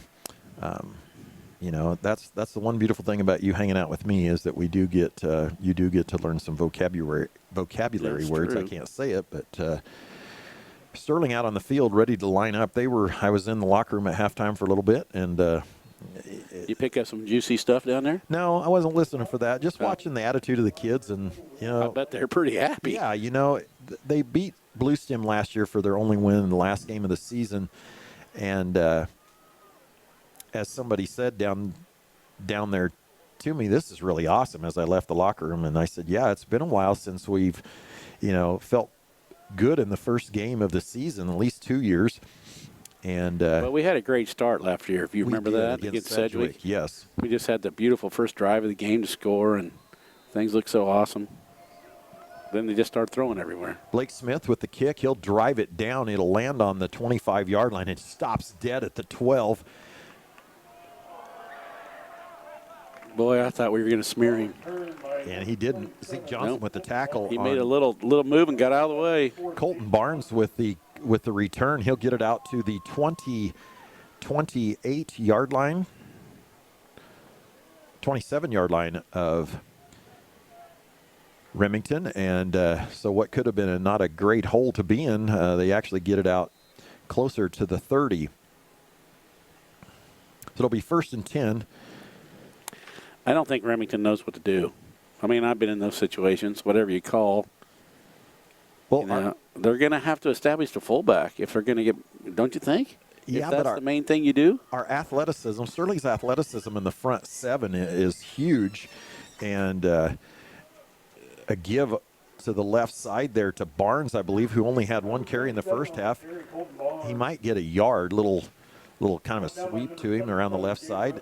But I think Sterling's speed up front in their front five with Ian Yancey at the nose guard, and then the two big tackles with Carson Gray and Gabe Riffle, and then Zeke Johnson, 140 pounds, lining up at that defensive end, and then Adam Schweitzer on the other side. It's just, I think that's been the story of it.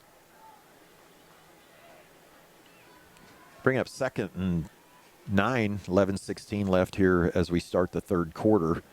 Jury a toss out to, that's Cole Clausen, and he'll slip a tackle on Wyatt Newberry, but he'll drop the ball. Actually, Boston Eckert stole it out of his arms. Boston's running down. He'll be pulled down and out of bounds at the Remington 18-yard line. I didn't see what happened. I didn't see what happened either. Well, somehow he got the ball. It looked to me like I think he got stripped. By Boston? By Boston, I believe. He just so. grabbed it from him? He avoided the tackle of Wyatt Newberry, and then all of a sudden it seemed like either he dropped it, Clausen did, or Boston Eckert just stripped it from him. They're right on the sideline. So Sterling back in business. Huge turnover for Remington. I wish we had a replay. Well, don't talk to me about that now. Sterling with the ball on the Remington 17-yard line. They're spread out. Eckert at left, Breyer on the top, Newberry in motion, and Braxton Linden with his first carry, and that will be a 22-yard. He's in. He's in there. That'll be an 18-yard touchdown for Braxton Linden to start the third quarter for Sterling. 10:43 left in the third quarter, and Braxton Linden at fullback for Zane Farney, the senior, a little hungry. That's kind of the Sterling way that Remington did us on their touchdown after a turnover. That's right. First play score. Blake Smith back to kick again. Wyatt Newberry to hold, and Braxton Linden just scored. Will offer the snap. And it'll be a fumble snap. Wyatt will look, and he'll throw it in the ground, and a little low snap there, and that will be the first missed extra point, you could say, with 10:43 left. Sterling leads 27-18. This is Lucas for all the insurance. With your family myself, I know how important expenses are. If you are thinking about shopping your family's insurance, let us do the shopping for you with our newly expanded markets and carriers. With Yankee agency, visit families across Kansas for the past 50 years. Check out earlyinsurance.biz, see me in Martin, or shop our early insurance and get your alliance today. Today's technology and yesterday's values, helping maximize crops and growing that livestock. With full service and convenience, locations close to you, where full value is always guaranteed. Today's technology and yesterday's values, Central Prairie Co-op team.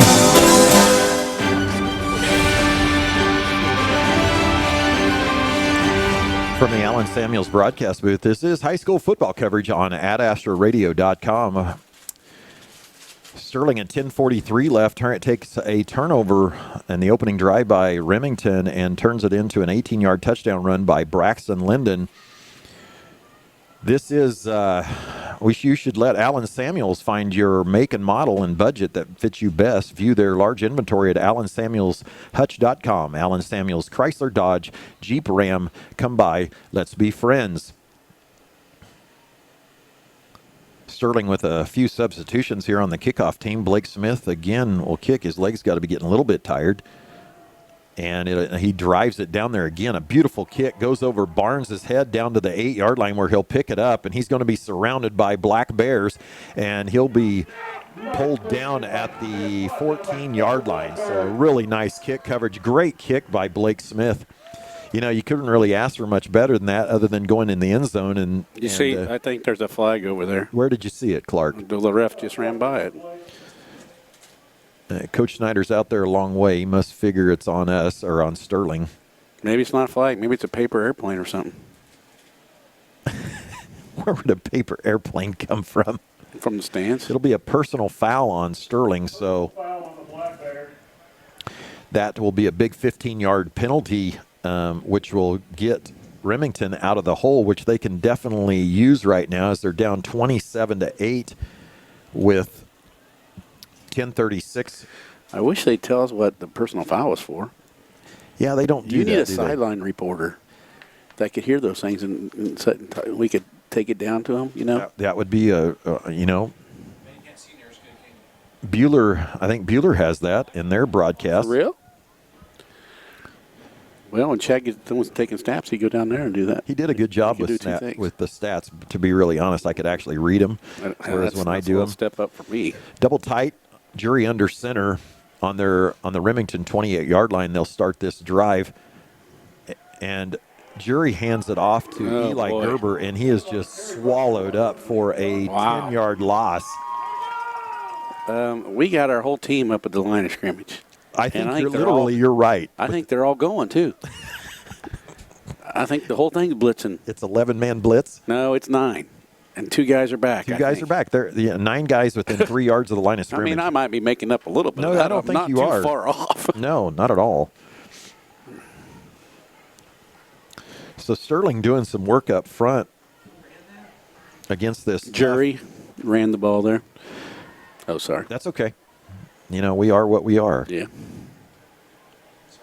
Again, they will stay in their double tight, Sterling with both linebackers going, and there will be illegal procedure on the left side of the Remington line as they were preparing for that blitz, and they'll go back 5 more yards. So actually, and I'll take that one back. I was wrong. That'll be offsides on Sterling, so they'll give back 5 of those yards, and it will bring up 2nd and 13.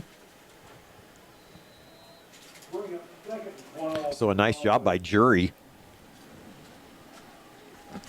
Nice job by Jury to change the snap count and catch the Black Bears listening and not watching. Jury under center. He has been in the pistol a little bit. Barnes goes to his left. They'll give it to Clausen, and he's just swallowed up by Carson Gray. Pushed the guard back into him, and there's just nowhere to run. No. They're going to have to figure out how to get the ball in the air. I think they're going to have to. You're right. They're going to have to throw it. If we're going to play this kind of defense, you've got to at least attempt to make us pay for it. Yeah, and with 9 guys on the line of scrimmage, it's tough. And Sterling, those corners are playing back, but they're big receivers. And so let's see what Coach Comley thinks here, and if Coach McKee will call one of these as it's 3rd and 14, 9:08 left in the third, and a fumbled snap. And that's been a problem part of the night, and that will be a loss for Jury, and that will be a loss of 6, I think.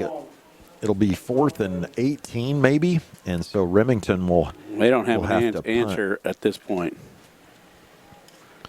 It's something we haven't seen for a while. You mean from Sterling? Yeah, a dominant performance like this. Well, I can't remember.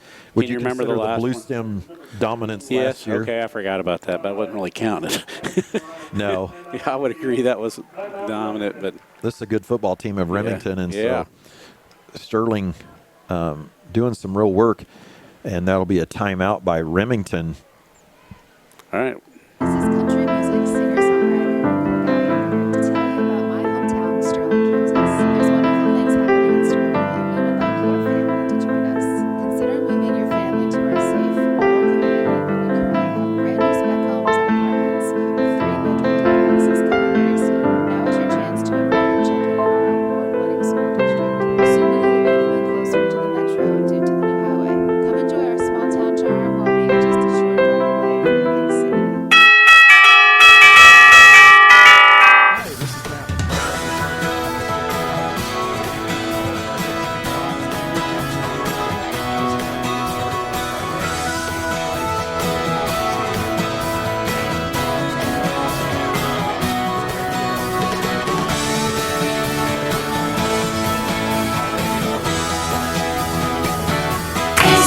place with the helpful hardware, folks.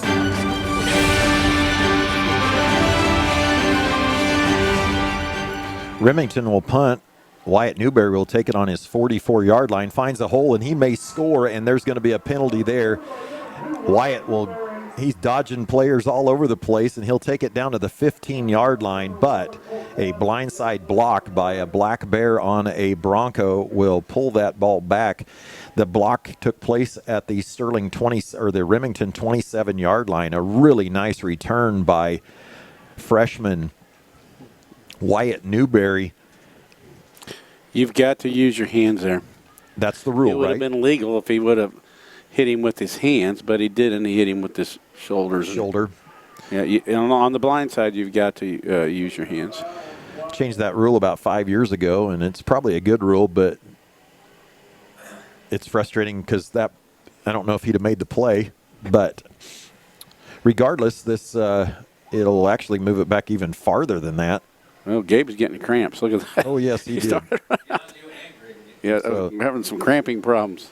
Need some cramp aid. I need some cramp aid.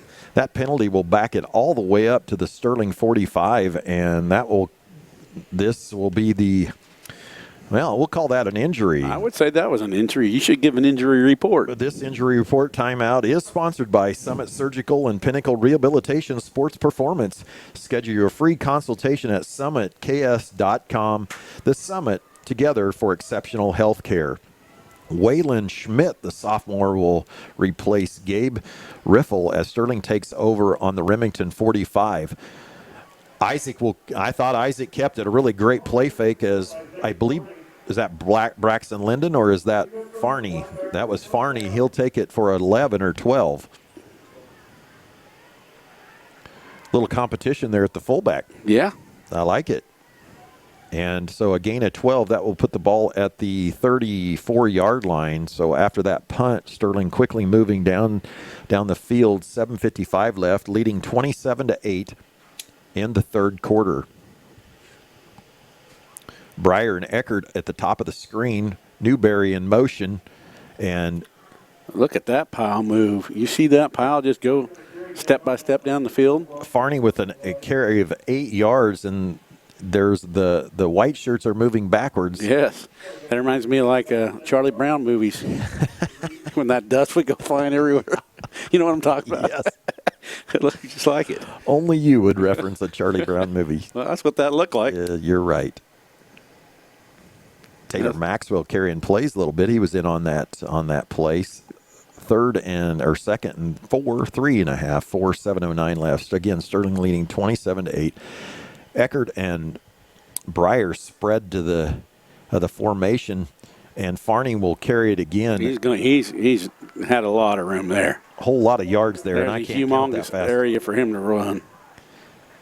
I don't know why Gabe's hobbling back in there. Cole Clausen with the tackle. He's been busy tonight. As Clark said, Gabe Riffle back in on that offensive line, who have been dominant. And Coach Schneider he's willing to run a little clock here as he gives Logan Isaac the play. Isaac will run back to the huddle. I'm actually willing for him to run some clock too. I think there's nothing wrong with that. If Remington, you got to get a stop here. 6:20 left. Again, Farney will carry it. He get nice play there. Mm-hmm. He'll What get a a nice gain tackle. A gain of 3, and that again is Lucas Shockley, he's been around the football a lot at that nose tackle. Yeah, he's done a nice job. Now, Clark, I want you to notice the next time we have a huddle there after this play. It'll be 2nd and 7, 2nd and 6, 5:45 left. Sterling driving down to the 9-yard line. Isaac will carry it and run behind Farney, slipping tackles. He'll be brought down at the 1. Nice carry by Logan Isaac. That looked like it was going nowhere. It did. And it went somewhere. You know, I hate to say this, but it reminds me of when we used to play Halstead. and there's just a massive humanity, and you just got to tackle everything because Logan is following basically a lead blocker there along his offensive line. Now, do you notice that huddle formation that I'll describe when we come back here?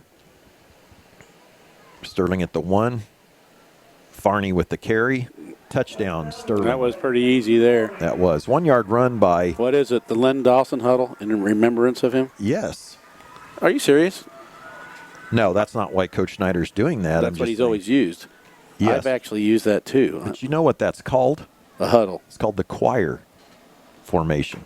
Yeah, because the director's out in front. Yeah, like you should like that. Yeah, I kind of do like that. I've all these years as the choir guy, I've been using the choir huddle. I didn't even know it. Blake Smith will be back once again. It's been a long time since Sterling's kicked this many extra points as they're up 33-8, 5:12 left in the third. Snap is good. It's down, and it is no good. Looked good from here, but it was not good. No. So Blake is 3 for 4, I believe. I won't count the bad snap. 5:12 left, 33-8. Sterling leads in the third. Allen Samuels and Hutch is proud to support our community and local businesses, and we promise to continue to do so. Follow us on Facebook and join in our weekly giveaways. Check out our website at allensamuelshutch.com for our new inventory arriving daily. And remember, Ladies' Day is every Tuesday for discounted oil changes, tire rotation, and a free car wash. Allen Samuels on the giant corner of 30th and Lorraine in Hutch. We always have a warm cup of coffee waiting, and that's why Mr. Samuels always says, "Come by, let's be friends."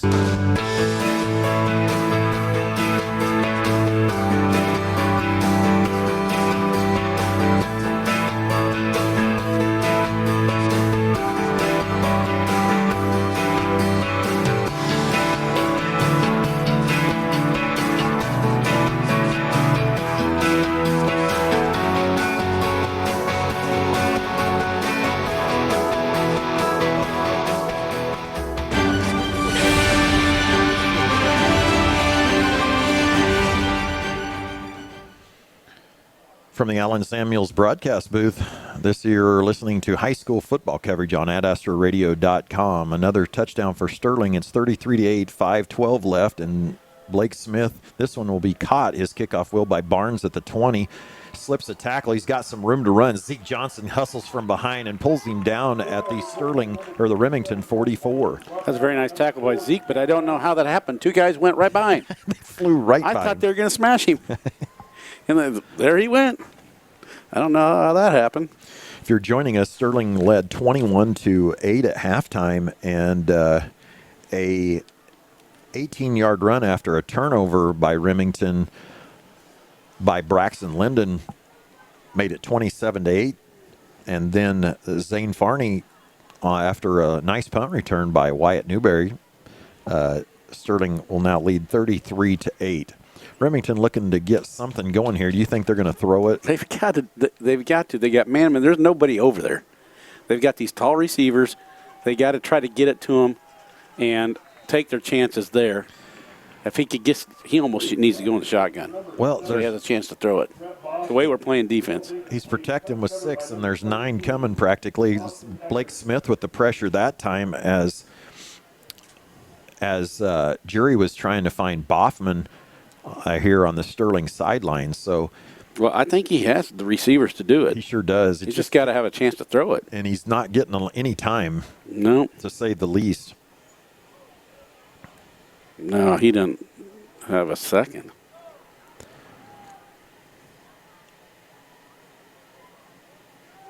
That's a new quarterback, I believe it is. Sam Ince moves the quarterback. I think it was a worse result. He sweeps it out to Cole Clausen, and he's quickly tackled by Isaac Breyer. And I think Dylan Burgess, who's in there now, helping clean it up a little bit as assistant coach Andy Ball continues to rotate his defensive line. So a loss of 5, actually 9 on the play, brings up 3rd and 19. I mean, this whole second half, Remington really can't get anything going. They've gone backwards, exactly. On offense or defense. Cole Clausen carried on that last play.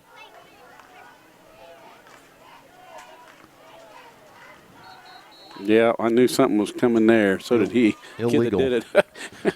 Illegal motion. Eli Gerber started the motion, then he stopped, and Illegal motion on the Broncos. that didn't. Remington's got a tough road to go. They play Hutch Trinity next week, and then Inman, Marion. Before week 5, they see Bluestem. So they've got a. Hutch Trinity was winning against Sedgwick, so that's. I don't know if they won, but.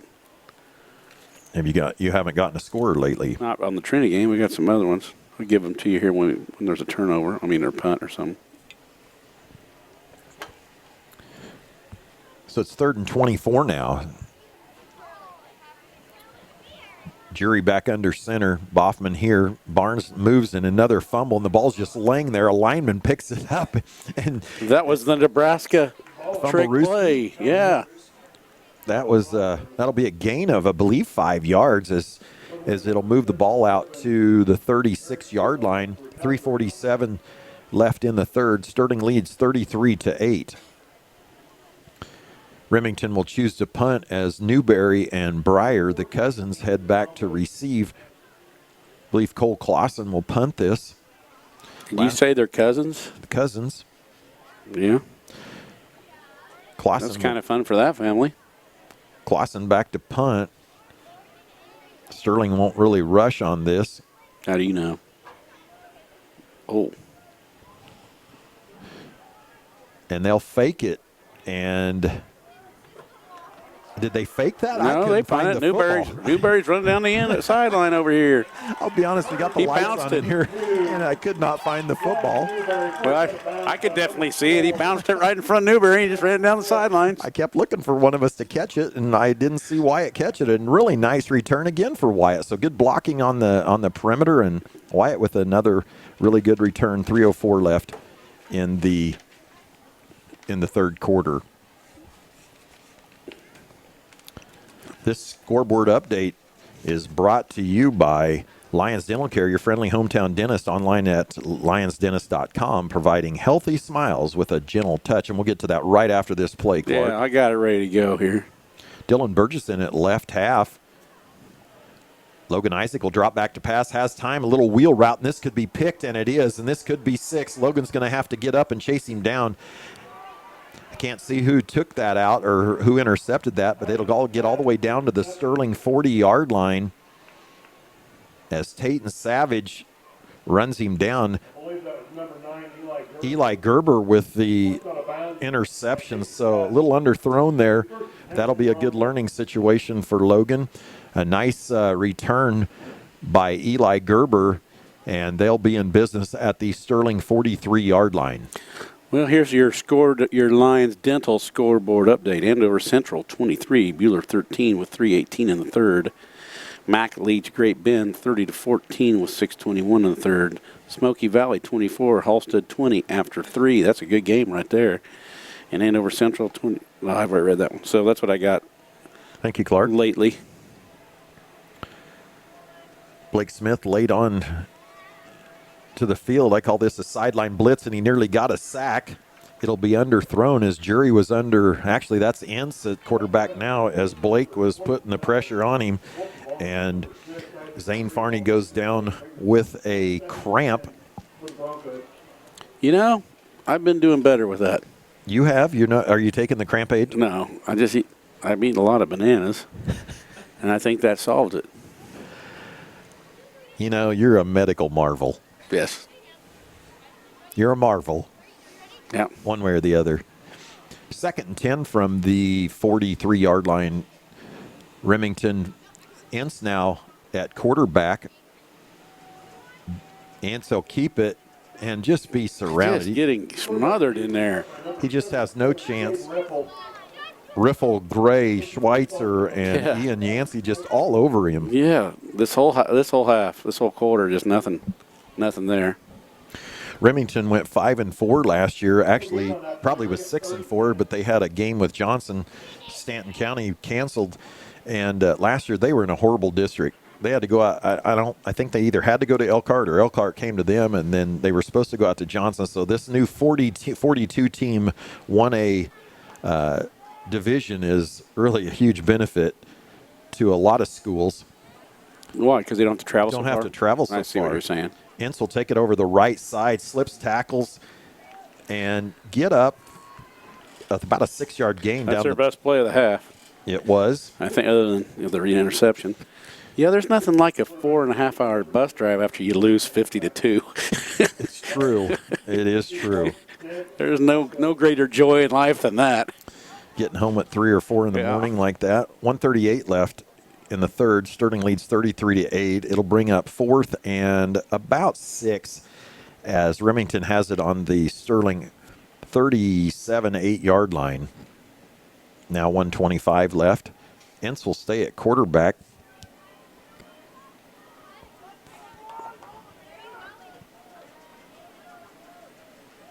Gerber in motion. They tried to give it to him, but he is swallowed by Blake Smith. Sterling's just bringing more than they can block. I mean, that's all there is to it. They have advantage in the passing game if they could have long enough to throw it. He just hasn't. But they just can't even hold the inside of them out long enough to get a pass off. That'll be a turnover on downs. And so with 1:05 left in the third quarter, Sterling will take over on their own 41-yard line. Sterling's playing quite a few kids right now. Yeah. I don't know if you noticed, but we've got a lot of different guys in the start of the game. Rotating in.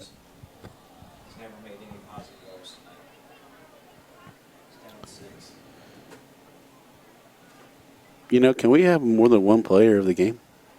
I think our defensive line seems to be the dominant force tonight. I think that's perfectly fine, the Sterling defense. My gosh. At least the front guys, they're just dominating it. Logan will hand off to, that might be Braxton Linden, and he gets no gain until he spins out of it to 2. So he hit the brick wall that Cole Clausen has faced much of the night, but he still gets 3 yards out of it. Now under 1 minute left in the third. Sterling up 33-8. I would say surprisingly, Clark. 33-8. Would you agree with that? I thought this would be a one-score game either way. Well, I didn't know anything about Remington. I knew about our guys. Well, you coached them, but you're still dealing with 6 freshmen on offense. And well, that was the thing. How are they going to do? And I think that the line's been more the story on the defensive side for sure. Isaac will pitch it. He'll get it to Diasio. Diasio will get it near the 50-yard line. He'll be stopped just short. I mean, we're going to have pretty impressive offensive numbers, I'm guessing, in the run game. Nice block there by. How many total yards do we have at half? Do you have a stat? I don't have that. I don't have it totaled. You don't? Why don't you add that up real quick? Well, I don't have the stat sheets anymore. Your brother does, and that'll bring the end of the quarter as Sterling leads 33-8. Our roots are right here in this area. We're local. Many of us were born and raised in the communities that we serve. Because of that, we make our decisions right here in Quebec. Some places have local branches. We have local roots. Lions Federal Bank. A better way to bank. Member FDIC. Online at lionsfed.com.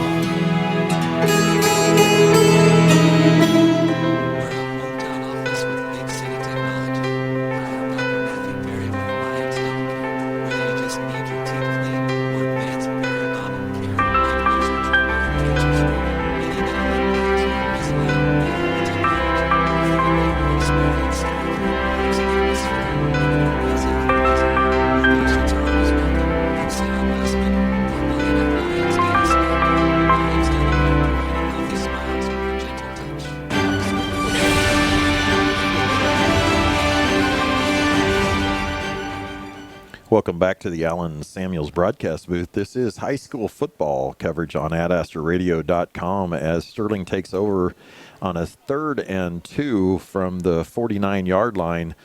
And Logan Isaac will look out here, and Isaac Breyer with his first catch. He's got room, puts a nice move on Colton Barnes. He'll get down to the 12-yard line. Number 5, Beautiful pitch and catch. It'll be a 33-yard reception from Isaac to Breyer. That right there was an eye-opener to me. Now, what do you mean by that, Clark? Breyer's going to be tough matchup for people. I mean, he just put a juke on that guy, too. You know, he's tall, he's strong, and he can run once he gets it. He had 17 for 347 last year and 4 touchdowns, and they're looking for him again, and he fights for it, and it might be picked off as Colton Barnes. No, it'll be incomplete, so nice coverage by Barnes on Breyer. And as I said, he had 17 for 347 last year and 3 touchdowns, not 4, but had a really nice opening game, and he had never played until that first game last year. After watching that catch there, he's going to be a tough matchup for people. And he probably did a good defensive play there because he wasn't open. You mean him coming back to knock the ball down? Yeah, I think so. It's kind of hard to see in that end zone. It's a little dark. 2nd and 10 from the 19. Isaac will carry it on the option, turns it up, and he'll be brought down by Eli Gerber, but he will get down to the 10 for a gain of 8, it looks like. It was wide open. He made the right read there. He sure did. There was a 5-yard hole to run in. Clock continues to run in the 4th, 33-8. Sterling leads. Logan's getting in his miles tonight as he runs to the sideline every time. I guess you don't have a lack of communication that way. There is a lot of truth to that. You know, it's amazing how they can get this messed up in those 20 yards. Really have a trips formation down here as Breyer and Eckert are on the right side. They'll throw it to Breyer on a spot pass. Eckert blocking for him, enough for a first down, and Isaac fights down to the 2 or 3 yard line. You see what I mean? He's hard to tackle. He's strong. So a nice spot pass from Logan Isaac to Isaac Breyer. Nice block by Boston Eckert. And that block of the game is great on the field. The pros at H&R Block provide the help you need and the biggest possible refund. Find the tax prep option for you, H&R Block in Hutchinson, Lyons, and Ellsworth. You should be streaming tonight's game on your phone if you're not watching us with the Ad Astra radio app powered by Nextech Wireless. Shop the latest phones and devices at the best prices. Nextech Wireless. We are Kansas. 10:39 left in the 4th quarter. Sterling about to punch one in again from the 3. 10:33 left. And Farney will, actually that's Linden, will get in for a 3-yard touchdown run. Pretty easy there. For a 3-yard run.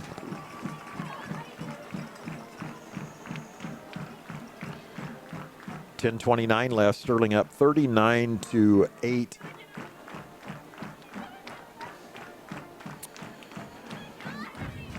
Well, do you think I've seen that look by from Remington a whole lot on us before? Well, take a beating a lot. A little bit. It's tough to keep going. Again, Blake Smith back. Wyatt Newberry with the hold.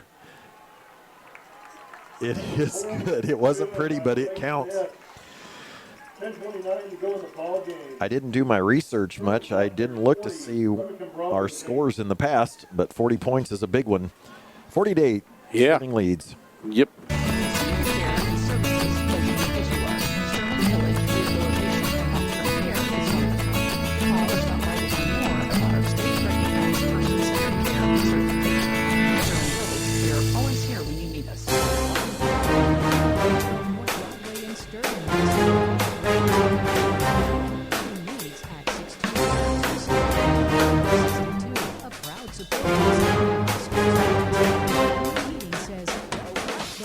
I know I need life insurance, but I just haven't gotten around to it yet. Does this sound familiar?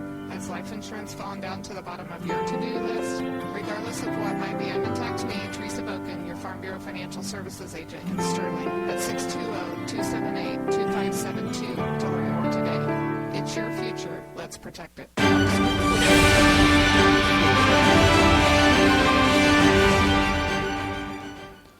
Welcome back to the Allen Samuels broadcast booth as we continue high school coverage on adastralink.2. Sterling again kicking off. Blake Smith after that Sterling touchdown and extra point will kick it off once again. And again, it drives it down the middle. This time it's received on the 23. That might be Gerber there, as he'll get it out to the 37-yard line. 9, Eli Gerber. Number 2, Wyatt Newberry. You know, this new 1A was like 28 schools in the past, and Sterling's never been 1A before. And Remington and Sterling and Marion were all right there the last 2 cycles. And Remington did drop down to 1A. They have more schools, but just so you get an idea, there are 42 schools in 1A. There's 40 in 2, 40 in 3, 36 in 4A, I believe. And the range of 1A is 127 to 54. Leon Bluestem is at 127, and Centralia is still playing 11-man with 54. And so they don't have to, but they choose to. So I think this makes it a lot more competitive. A sweep out to Cole Clausen is eaten up by Isaac Breyer off his corner position, and that'll be a loss of around 10 yards. So Isaac, he's finding his name all over the stat sheet right now. Last 5 minutes for sure. Well, what do you think? I mean, 1A was, 28 teams, and now these are now 40 per 1, 2, and 3A. We have my opinion about what? What do you think of that? Is that better that we're down to 40? Because 2A and those used to be 48 and 64. And I have no idea. You don't I'm think sure of that somebody stuff. researched it. Yeah. Or somebody complained enough to change it, maybe. True. 40-8, Sterling leads. Ince back to pass, taken over for Jury. He is chased down, but he'll get rid of it, and he'll complete it for really 1-yard gain. 15-yard pass for a 1-yard gain. Number 13, Boston Eckert. Eckert with the tackle, but I'm trying to figure out who was chasing him. I think that was Adam Schweitzer. It was Adam Schweitzer chasing him. I could tell by the way he's running. Adam nearly got that sack, so Adam has just harassed him all night long. Now Ince, not Jury, 9 minutes left in the football game. Sterling leads 40-8. And Remington doesn't seem to be in any hurry, do they? No, and Coach Schneider with me. Coach Schneider has been able to sprinkle in, as you said earlier, a number of players. I'd hesitate to call them young because everybody's young. Look at our guys. It's like they're at a track meet. They're in their track running stance. You're right. They're just lined up, 4 of them just ready to. Just what you call teeing ready off. to go. Number 77, Gabriel Ethel. And That play will bring up 4th and 18 for the 4th and 18, 8:21 left. And Remington will punt Breyer Newberry back to receive again. I think that's wide over there. It is. He assumes so since he's done it the other times. Clausen to punt. Sterling will provide a little pressure. It's a low kick. Isaac will have a chance if he wants to, and he'll down it. I think that was Coach called. That was Coach called because he had plenty of room to run. Yeah. So Isaac will kneel it, essentially a fair catch on the Sterling 40. I think maybe we're going with some JV guys or something here. Looks like to be they'll set up the new group coming in time. Sterling will take over on the 37, as you said, or 36, Clark. As you said, there's going to be a nice rotation of young players here. I don't know that Sterling will travel to Remington on Tuesday. Principal Phil Bressler's here, but I don't know if he knows if Sterling is traveling to Remington on Monday or Tuesday. They are, he says. So that's good news. We actually have a number of kids stand on the sidelines tonight. Yeah, we got extras. Blake Smith at quarterback. And let's get to a few of these guys' names as there's 8 minutes left in the football game. Sterling leads 40-8. And you have Blake will carry it after a ride of his fullback, and he'll be bear hugged down by Rodolfo Vargas. He was body slammed. Number 56, Rodolfo Vargas. And there is Taylor Maxwell at a running back. Get him about a yard on the play. You want me to help you? Looks like Or Nolan you can see Plouts him all? out there at a receiver. Have Cameron Inwood, Kevin Plouts out there on the offensive line. Waylon Schmidt's over here on this side. Trying to figure out who that center is. 7:27 left. Blake will pitch it. It'll go behind the Taylor Maxwell. Taylor will recover the pitch, and it will be a loss of a bunch. Mason Lockhart. Mason Lockhart is the center. That's right. And that'll be down to the 25-yard line. This is good. Blake's really never played quarterback under fire before. I've seen him in practice, but this is a good experience for him. 7 minutes now left in the first game of this season, with Sterling leading 40-8. If you joined us late, Sterling led 21-8 after the first quarter, and 27-8 after, 33-8 after 3 quarters. Blake will hand it off, and is that Zeke Johnson? Zeke's running over people. Zeke's out for a first down. First down carry by number 4, Zeke Johnson. So a 25-yard, 26-yard gain by Zeke Johnson right up the middle will give Sterling a first down. Zeke put a kibosh on that guy that tried to tackle him. Yeah, Zeke. He's a teeth rattler. We'll have to send him to the Henshaw's dental clinic. Darla dental clinic after that whopper. Well, he ran like 190 pounds like he's listed in the program. I think Coach Schneider gave it. Maybe he knew something. 6:12 left. Maxwell, this will be Zeke Johnson. That time there was no place to run, and he is swallowed. Tackle made by number 72, Lucas Shockley. Bring up 2nd and 11. In goes Cameron Inwood, and Jackson Mendoza running plays along with Brad Gillespie in and out. Coach Schneider giving Brad a pat on the back. Must have done something he liked. Well, I think Mason Lockhart just came out, so. Got another center. Is there a different center in there? Or maybe it wasn't Mason run off of it, kind of run like him. Tatum Savage at the left guard. Remington still most of their varsity players on the field, and I don't blame them. 5:22 left as the Black Bears approach the 50-yard line. Smith will give it to, is that still? It's probably Zeke who's playing, nope, number 10. It was Dylan Burgess, and he didn't get off the ball very fast. Blake had to wait a long time for him to get there, so that'll be another loss. It'll be 3rd and 11, 4:57 left. 3rd and 12 for the Black Bears.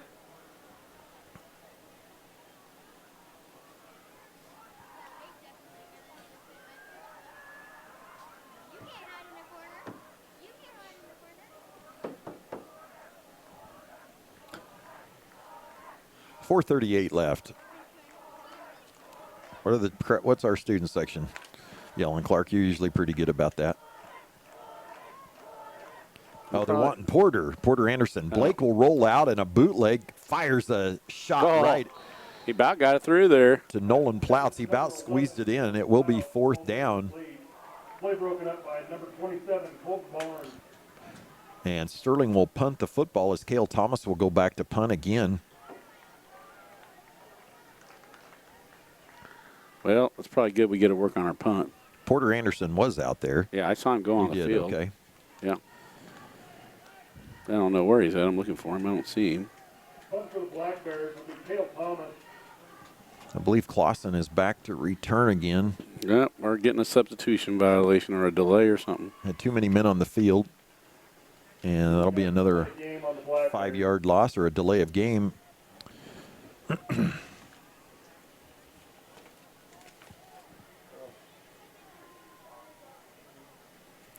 Had a score earlier with Ellenwood and Syracuse. Syracuse drove all the way out to Ellenwood tonight, and Ellenwood was losing, I believe, 24-0. That might have been in the first half, as Cale Thomas will punt that, and I can't find the ball. Nice little spiral off the side of his foot. It won't be returnable. And Braxton Linden again will down it at the 30-yard line, where Remington will take over. Braxton Linden. 4:22 left as the Broncos will take over. And Coach Schneider will sub what I guess he would be his second defense out there, which is refreshing to see because a lot of these guys had to play varsity action last year as freshmen, and some of them never even played junior high football last year for Sterling. So there's a lot of crazy things that happened last year. And, Clark, you've enjoyed having all these kids on your team over the years, and you could probably see Sterling getting better over time as you watch them, as you are now running at least an 8-game win streak in your junior high last 2 seasons. Last night defeating Ellsworth. Ince hands off to, that may be Barnes, and he'll get a gain of 9 yards, 4:15 left, 40-8. Sterling. Yeah, what people don't realize is that, there's a couple classes, the one that graduated and the one that's seniors now, that just didn't have a ton of boys in them. And when you're in a small school and you don't have very many boys to start with. No doubt. And neither of the 2 seniors that are out are to even play offense other than Braxton a little bit here. So, yeah, you're right. We've kind of been missing some boys. We've run through girls here. And I think that's small schools. Yep. Ince will drop the ball as he was going back to pass. He'll recover it, I believe. We've had years going through the grade school where there's been 2 girls in a whole class. Well, your son's, 6. Your son's class. 2 in a section. So you have 2 grades, each, like 2 fifth graders, 2 fifth grade sections, and one would have 2 girls in it, one had 4. I think that is small schools, 3:19 left. So, but it is fun to see a lot of kids on the sideline, which means you can practice better. It's also fun being ahead. Well, that's true. As we're now ready to go under 3 minutes, 3rd and 4. Ince will fumble again. He'll pick it up. He's harassed. Nope, he's escaping. He escaped, and we'll see if Porter Anderson is on the run. He's giving it all he's got. And he'll be knocked out by Nolan Plouts, I believe is Jackson Mendoza. Sorry about that. All right, Jackson. So a nice run by Ince. He'll get it down to the Sterling 27.5-yard line. 2:50 left. Cross Point Church. Again, 5th quarter tonight. Immediately following tonight's ball game at Cross Point Church.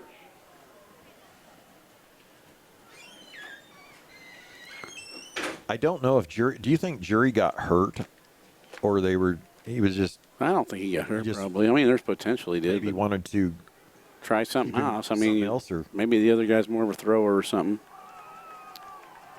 Well, we'll see both of them again next year, as they're both just sophomores, and this will be a sweep to Clausen.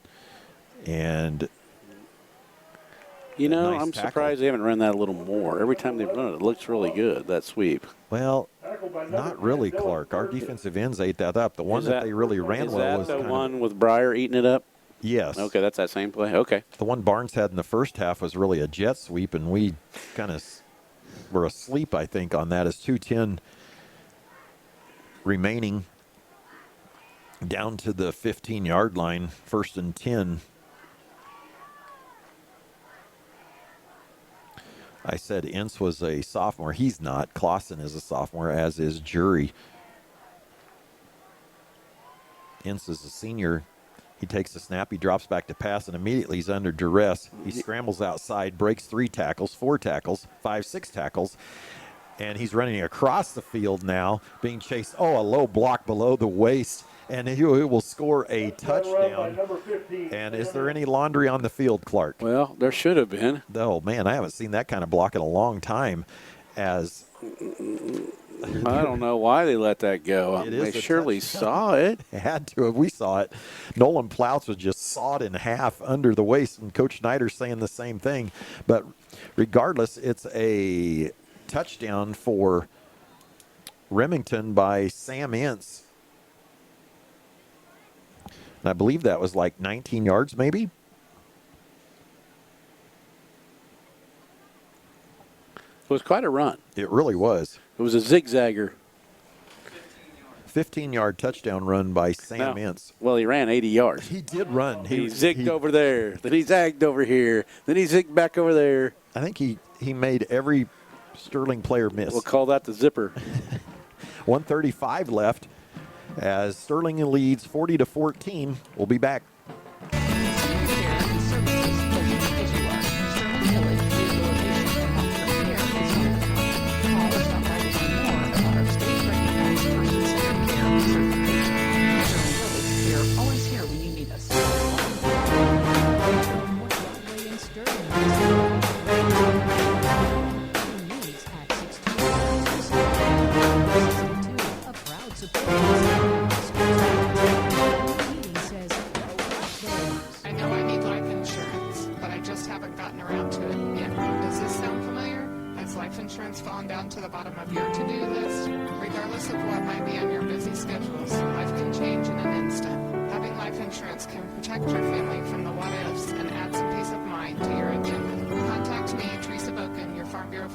Services agent in Sterling at 620-278-2572 to learn more today. It's your future. Let's protect it.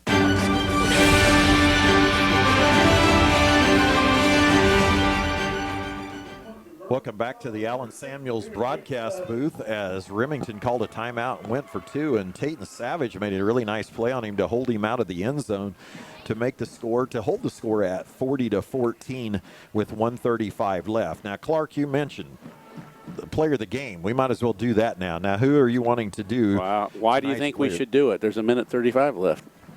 You think we can do something more in that time that hasn't already been done? Well, I don't know that the game is finished. I don't know if it can be official player of the game till the game's over. You want to wait till the game's over to do this? That's what you're telling me? I think that'd be the right thing to do. But if you want to discuss it, well, I can do it. We all know who's in charge of this broadcast. And it is Clark Comley. And so, as you wish.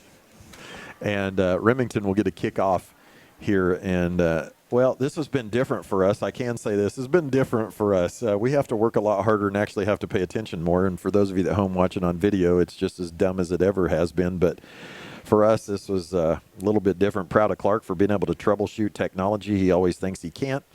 Next week, we'll be at Marion on 94.7. I still can't. I called the guy at the radio station. Okay, you solved it. As he handed the phone to me in the first half and said, you fix it. And as I said, we'll be over at Marion next week on 94.7. Tune in at 6:30 for a live pregame from Hutchinson and Lucky Kid. I believe this is Clausen. He'll kick off. And Taylor Maxwell, I believe, is the one that caught that. And it was. And he'll down it at the Sterling 48-yard line. 1:34 left. Next week, as I said, Sterling goes to Marion. Remington will head to Hutch, or I don't know if they're going to Trinity or not, but they do play Trinity, so they've got a rough go. Clark, did you have a score on Lyons Nickerson at all? I haven't seen that one. I wish I did. Well, Doug Higgins is over there. They're doing that on Ad Astra 1 tonight. Well, he may be in that other thing I'm supposed to be in. But I'm just getting all these scores. On the WhatsApp. You're supposed to be on the WhatsApp. I'm not. I don't think I did it right. Clark Comley. Blake Smith will pitch it to, and this might be Jackson Mendoza. He'll carry it. He's going down nice the little move there. He get down to the 40-yard line. There is a flag. A lot of flags on the field. I'm guessing there was a block in the back on Sterling there. Jackson had a little shake and bake there towards the edge of that thing. You know what I loved? He was holding that thing nice and tight. Yeah, he was. Trinity 24, Sedgwick 18, 7:06 in the fourth. Man. That's a good game. It's a great game. That also be a block in the back. That'll be a spot foul, so that will bring up second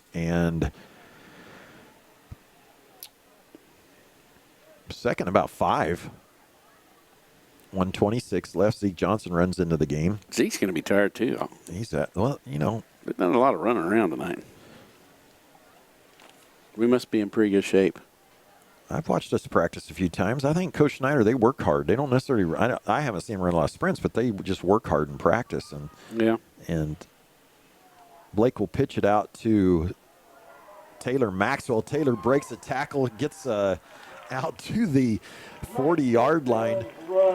And it'll be a first down. Nice run by Taylor. It was really a nice run. We're seeing some nice stuff out of the JV here. And that's still a lot of the varsity kids in for Remington. Taylor had a little shift in him, too. He did. 1 minute left, and I know Coach Schneider's excited. I'll tell you what, he worked really hard last spring and this summer. He's been working football a lot. And it's fun to see this pay off for him, at least in the first game. Blake will carry it around. He'll pitch it off to Jackson.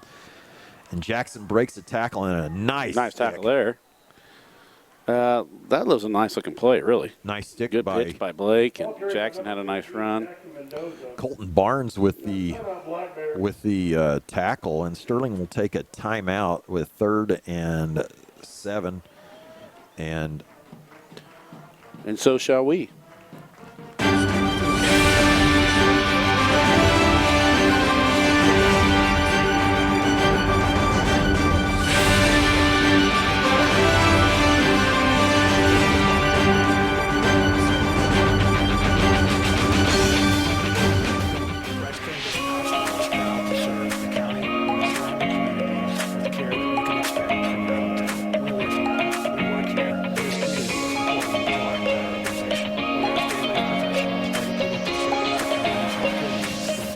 and respect.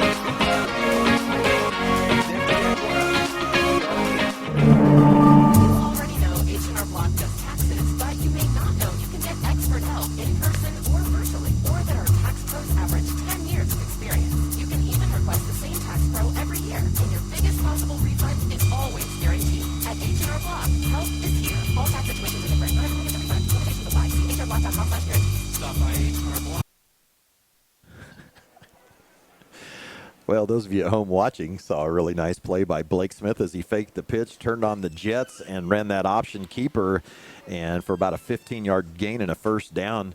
And Sterling will take another timeout. And with 18 seconds left. I pushed the wrong button. That's why we didn't have time to get out of it. Blake will take the snap. He'll pitch it off to Jackson Mendoza. Jackson will try to slip a tackle, but he'll be brought down by. That's probably going to do it, don't you think? Or we got another timeout? That will be, and that should do it as the clock counts down. Sterling's going to win this one 40-14 as they go 1-0 for the first time since 2000, I believe, and 17. 2017 is the last time I believe Sterling went 1-0 against these Remington Broncos here in the first game of the season. Well, Clark, who is the player of the game since you made me wait? I think we got to consider a couple things. You got Boston Eckert with his 2 picks and the strip, maybe, potential strip. We can't really see what it is. Maybe 3. Zane, I don't know how many yards he's got, but early on he had tons of yardage. And then I'm still voting for our whole line, our defensive line. I thought starting kind of midway through that first period, they just started taking over the game in Remington. After that pass after the turnover, just could never get anything going. Just total domination up front. That's my vote. I the think defensive line. I think you could say the offensive line, since most of them are the same players. So we'll mention them: Adam Schweitzer, Cale Thomas, Colby Beagley, Carson Gray, Gabe Riffle, Zeke Johnson. I'll throw him in there as he's a defensive end, as well as did I mention Colby Beagley? I did, and so I would agree that they were the key. And I mentioned before the game that whoever would win the trenches, because they were 2 veteran lines, should have been would help determine the victor. Tonight's player of the game is brought to you by Pride Ag Resources, Ace Hardware, the helpful place for all your hardware needs. Stop by your nearest Pride Ag in Lyons, Dodge City, Mays, and Meade. Ace is the place.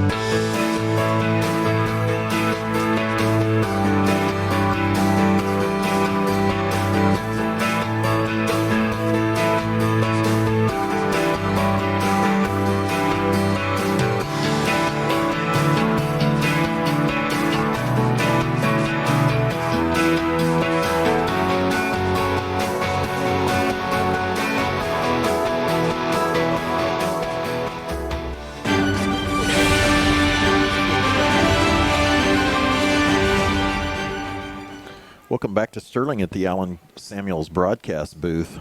And Sterling just wrapped up a 40-14 victory over the Remington Broncos. Give you a few stats here, courtesy of Chad Comley, who was on the pencil tonight, and we definitely appreciate it. On the pencil. Logan Isaac, he was 5 for 29 with a longest run of 10. Zane Farney had a big night. He would end up carrying more than 12 times, I think, but he ended up with 167 total yards on 21 carries with a long run of 30. Wyatt Newberry, he didn't touch it a lot, but he made a difference.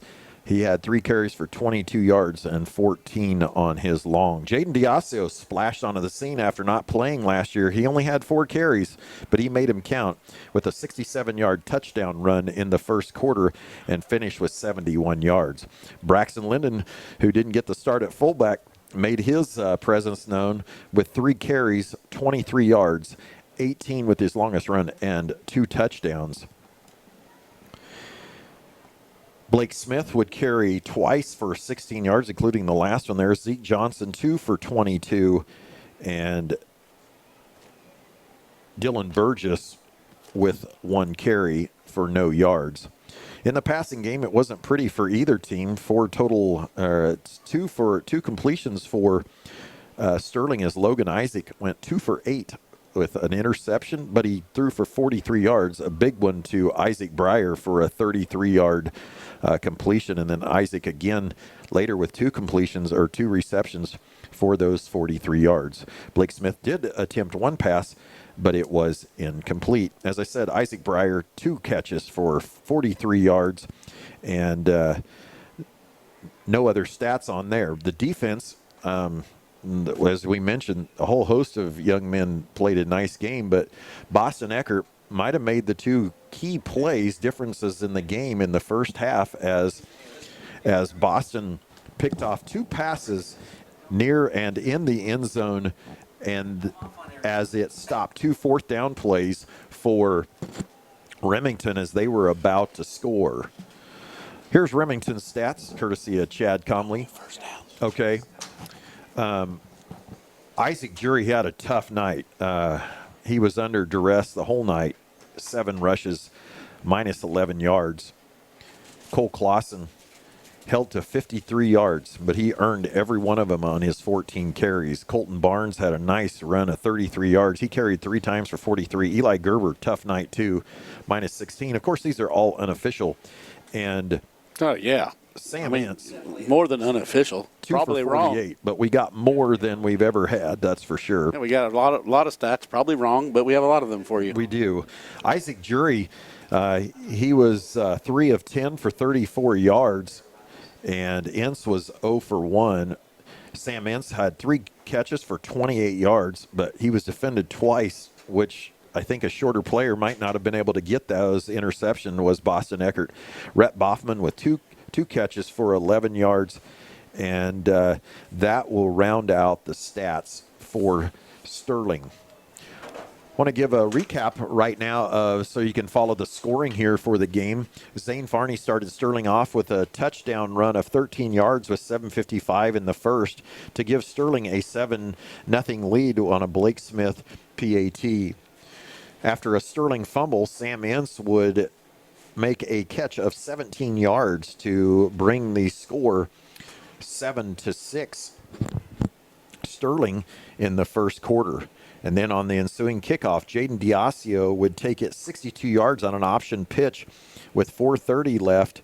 And then Zane Farney would run a 19-yard carry in to make it 21-8 Sterling. In the second quarter, Braxton Linden would get in the game and take his fullback position and take an 18-yard run after a Remington turnover to make it 27-8. Zane Farney would score with 5:12 left in the third on a 1-yard run to make it 33-8. And then in the fourth quarter, Braxton Linden with a 3-yard run with 10:29 left to give Sterling its final score to make it 40-8, and Sam Ince with a 15-yard touchdown run where we said he ran 80, and that would give they would miss the extra point, and Remington would finish the night with 14 points. Sterling wins 40-14. Comments, Clark? Yeah. You had all that time to think of something, and you said, Well, I was kind of daydreaming during your speech. Was that boring? No, but a little bit. Well, it's exciting for us. Well, I don't know how exciting it was. It's exciting to start the season like you this. mean football. I thought you were talking about you and me, not the Sterling Black Bears. I doubt we're too exciting. No, were we excited? That is the question. I mean, we're excited about our season. I would agree. And winning this first game. I'm excited for everybody involved with our school and our football program. I am too, and I'll be honest, I was really hoping for this because I know how hard the coaches work, not just Coach Schneider, but the coaches worked this summer, and the kids did too. They bought in the summer weights, and then they were out there. They had a camp, and they put in a lot of time for this first game. And so it's nice to be paid off. The reward at the end of it. To be rewarded makes for it that. Easier to get up tomorrow. No doubt about that. For Remington, they will fall to 0-1, and they will face Trinity next week. Sterling will head to Marion. We'll be on 94.7 next week, so, oh boy. That's the radio one? That's the radio, so. Get ready. Yeah. We'll be sure to tune in at 6:30 on shsblackbears.com, or you can turn it in your radio on 94.7, or you can listen online at at the adastra.com. Actually, it's the first time we're on the radio, so if you go out in your garage and put it in your car, would you do that for us? We'll have one listener. So somebody be listening. Well, it's been an adventure, and we're to say we're novices would be to overstate it. And we're doing the best we can, and we're glad to do this. And really, more than anything, why I want to do this is give even more recognition to our kids here in Sterling. Sure. And the people that work with them. And did I hear something at halftime? Did I hear that Sterling won the Fine Arts Award again? No. We got nominated again. Okay, but if you'd have won it 2 out of 3 years, that would be huge in the state of Kansas in the fine arts, which you are definitely a part of. I think that's going to do it for us, Clark, and we appreciate all of you watching and listening for this opening football weekend for high school football. And from the Allen Samuel broadcast booth, this was high school football coverage on adastradio.com. For Clark the Shark Comley, I am Brian Richter. Say goodnight, Clark. Good night, Clark.